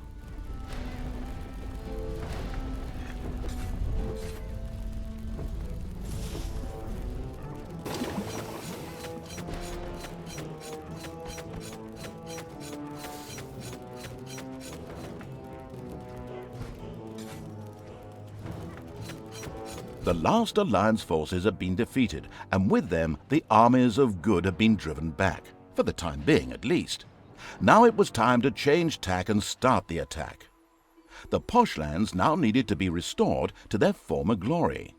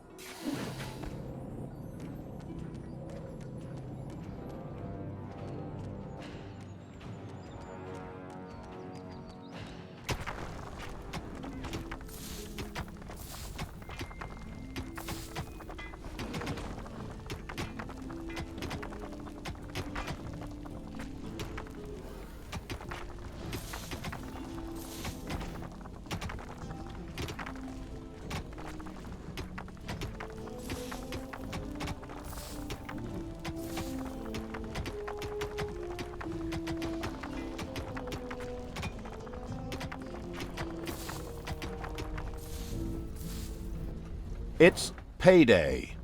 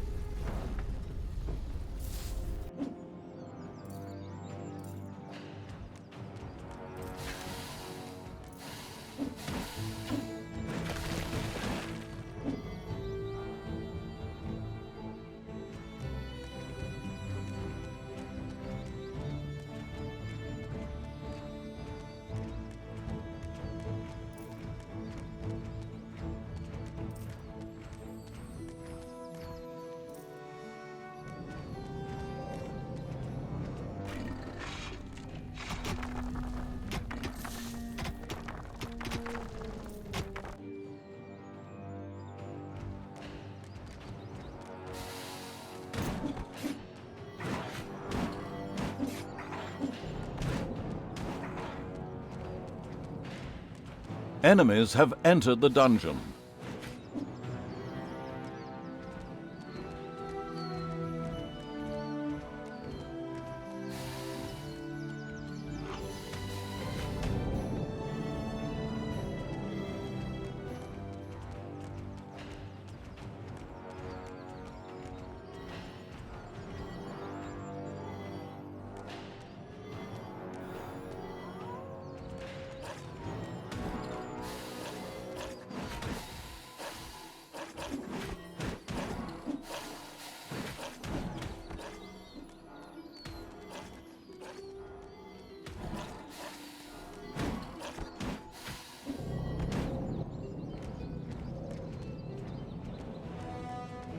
Stanley was wondering whether he should return to his desk. Oh, sorry, I'm in the wrong script.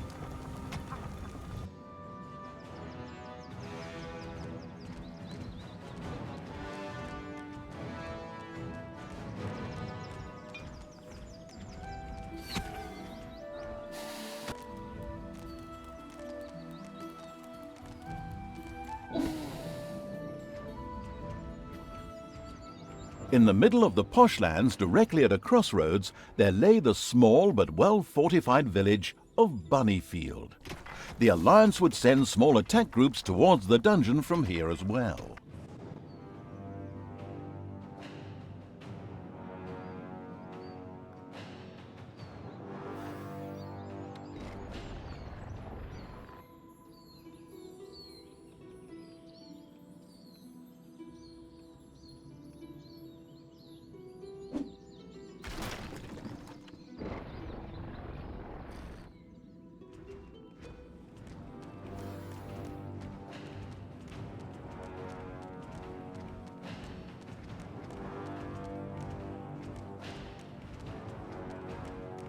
Enemies have entered the dungeon.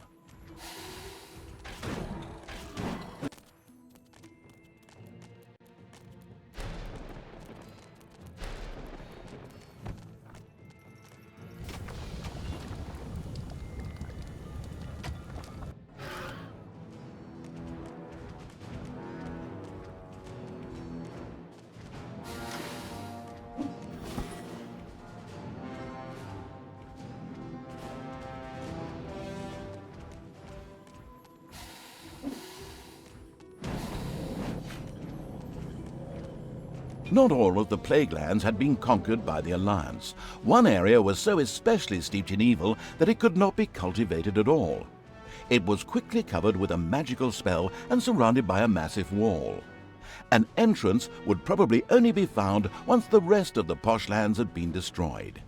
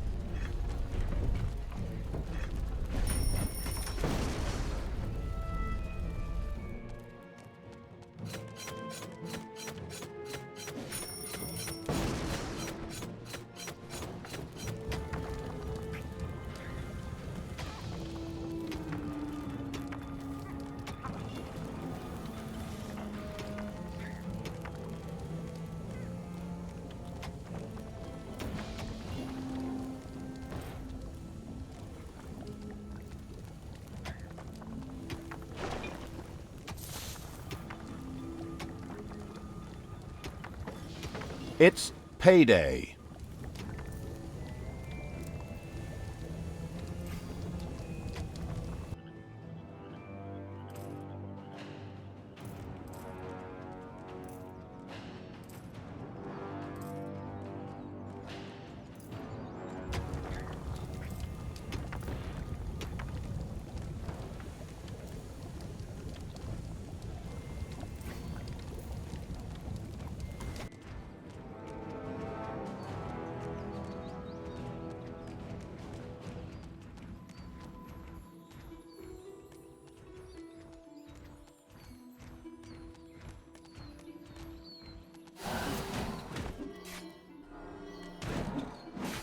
There are enemies in your dungeon.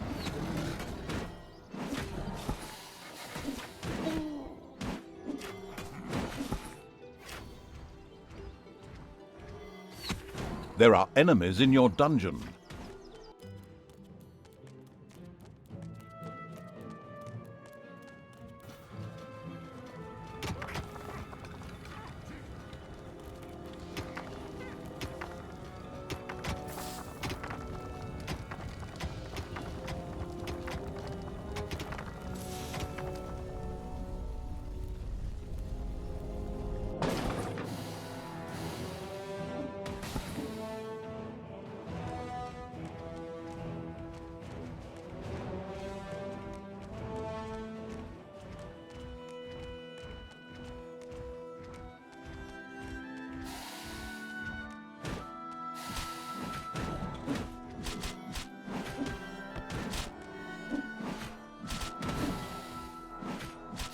Once, the Plaguelands were a cozy place for the undead.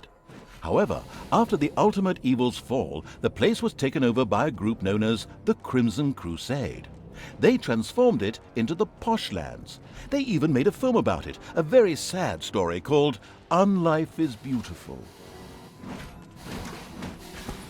In the north, the Plaguelands, or maybe Poshlands, were bordered by an insurmountable wall of solid ice. No one knew what lay beyond, in the wilds of the north, although rumors of terrible monsters and the like abounded. Someday, the ultimate evil would love to spend a holiday there.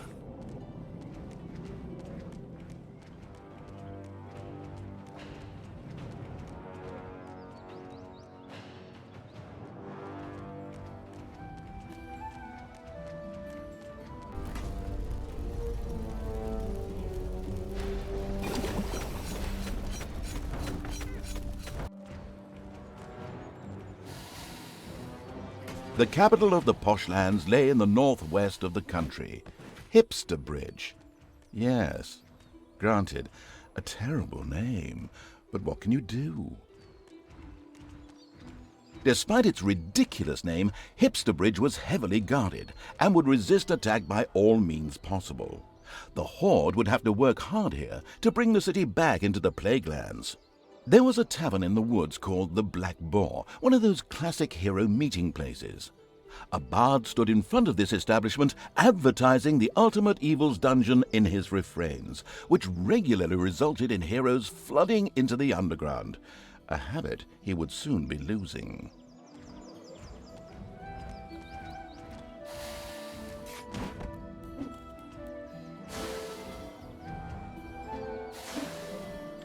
Enemies have entered the dungeon.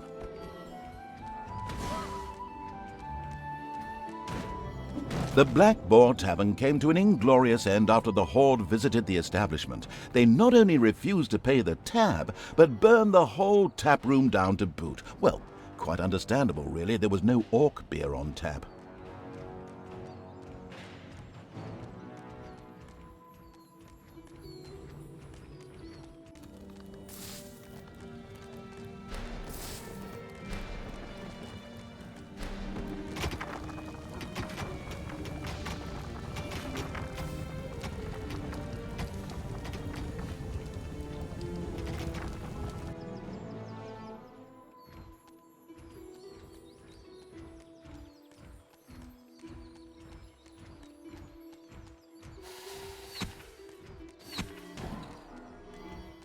Back when the Plaguelands still existed, harmony and unity pervaded the lands.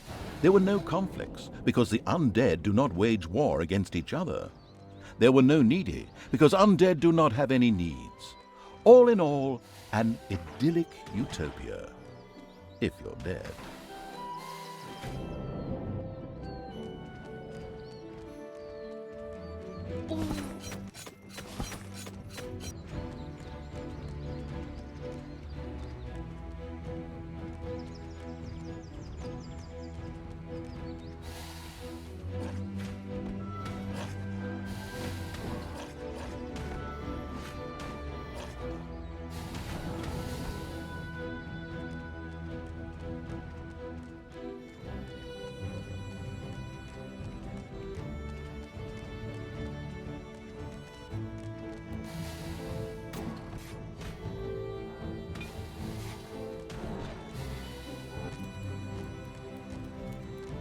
Payday!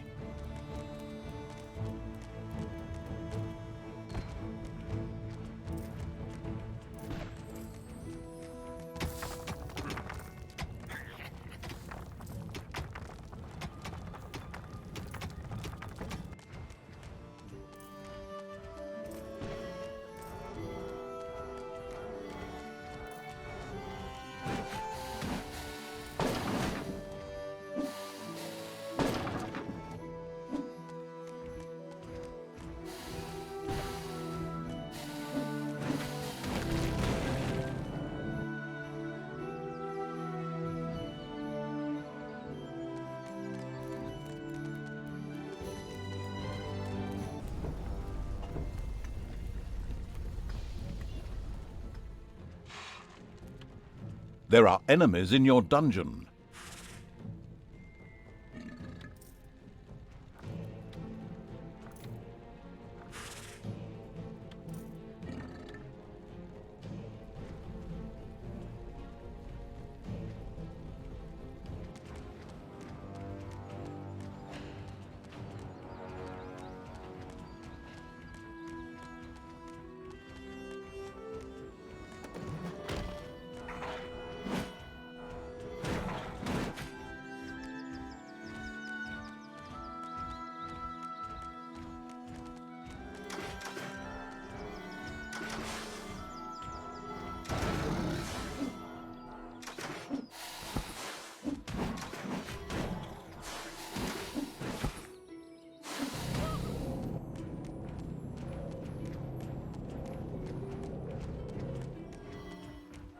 By the way, did you know that in the first dungeons, a certain Calypso, not to be confused with the great publisher Calypso, joined in the game? You didn't? Well, I wanted to astound you with this momentous bit of trivia. You really should get back to playing the game again.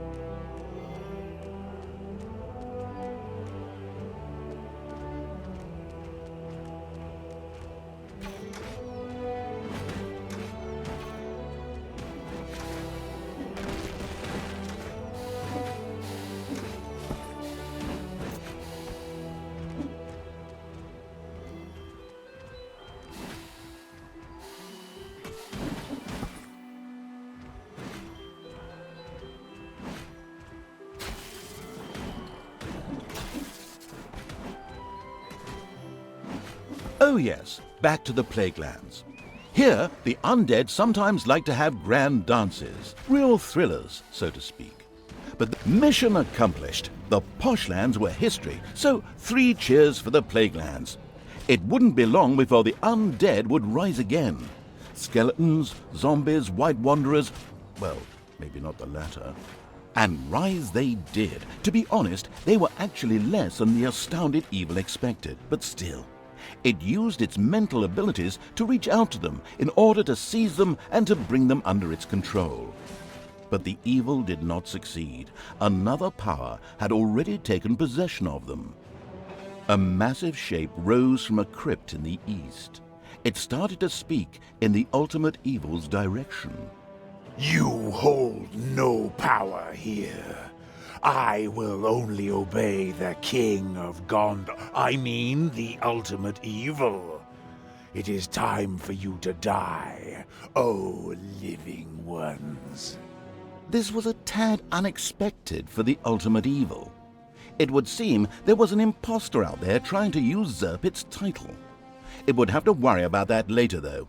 This threat had to be dealt with first, as the undead were obviously baying for a fight with the Horde. It could safely be assumed that whoever was controlling the undead was doing so from somewhere up in the wild region of the Plaguelands. The ultimate evil would need to send its troops there in order to eliminate this threat.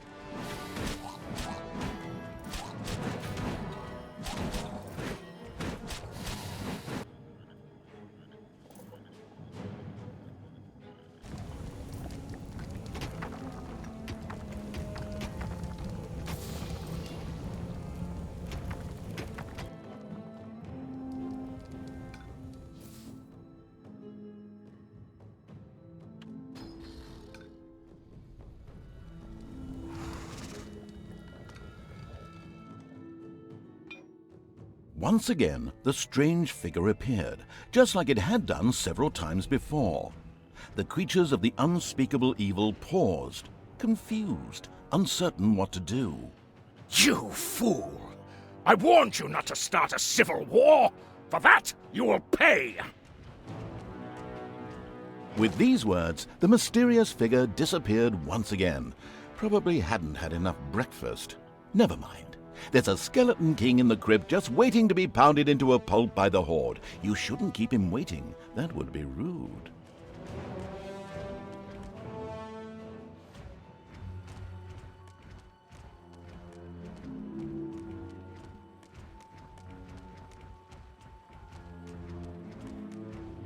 By the way, the Dungeons 2 developers were not broken into and no one stole the source code. The game was also not split into 2. The developers have not even randomly offended people on social media or slept with any journalists. All in all, the game development was very uneventful. That's such a yawningly boring story. How did it ever make it into the dialogue?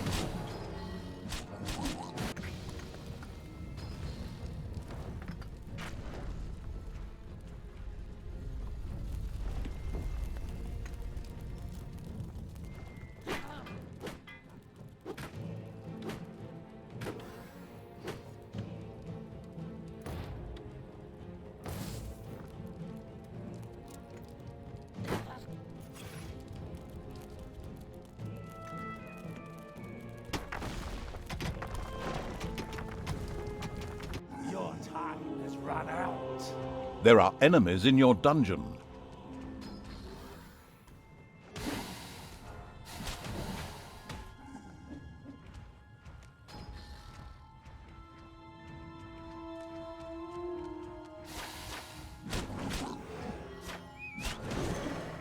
This is where the dead do rest.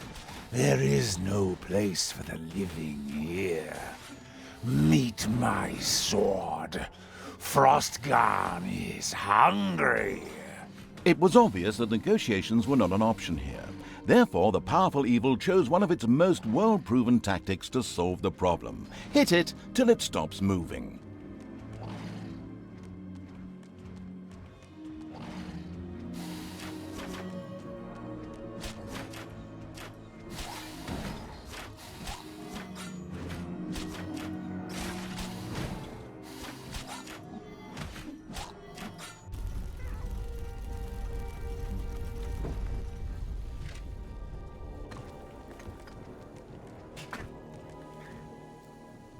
Payday!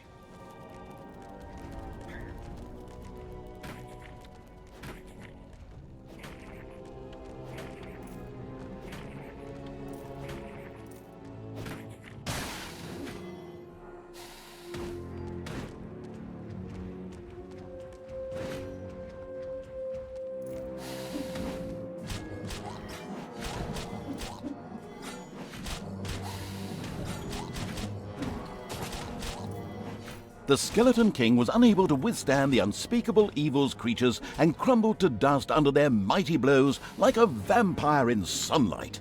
Just like a proper vampire does. Not one of those little twilight wussies. But I digress. The undead remained completely unimpressed and steadfastly refused to be controlled by the ultimate evil. Something out there was stopping them. However, without a leader, they were no longer a threat to the Horde. They just trudged about mindlessly, completely devoid of control. They were therefore useless to the ultimate evil. So the evil pushed on towards King's Ending in order to destroy the Alliance's remaining heroes there.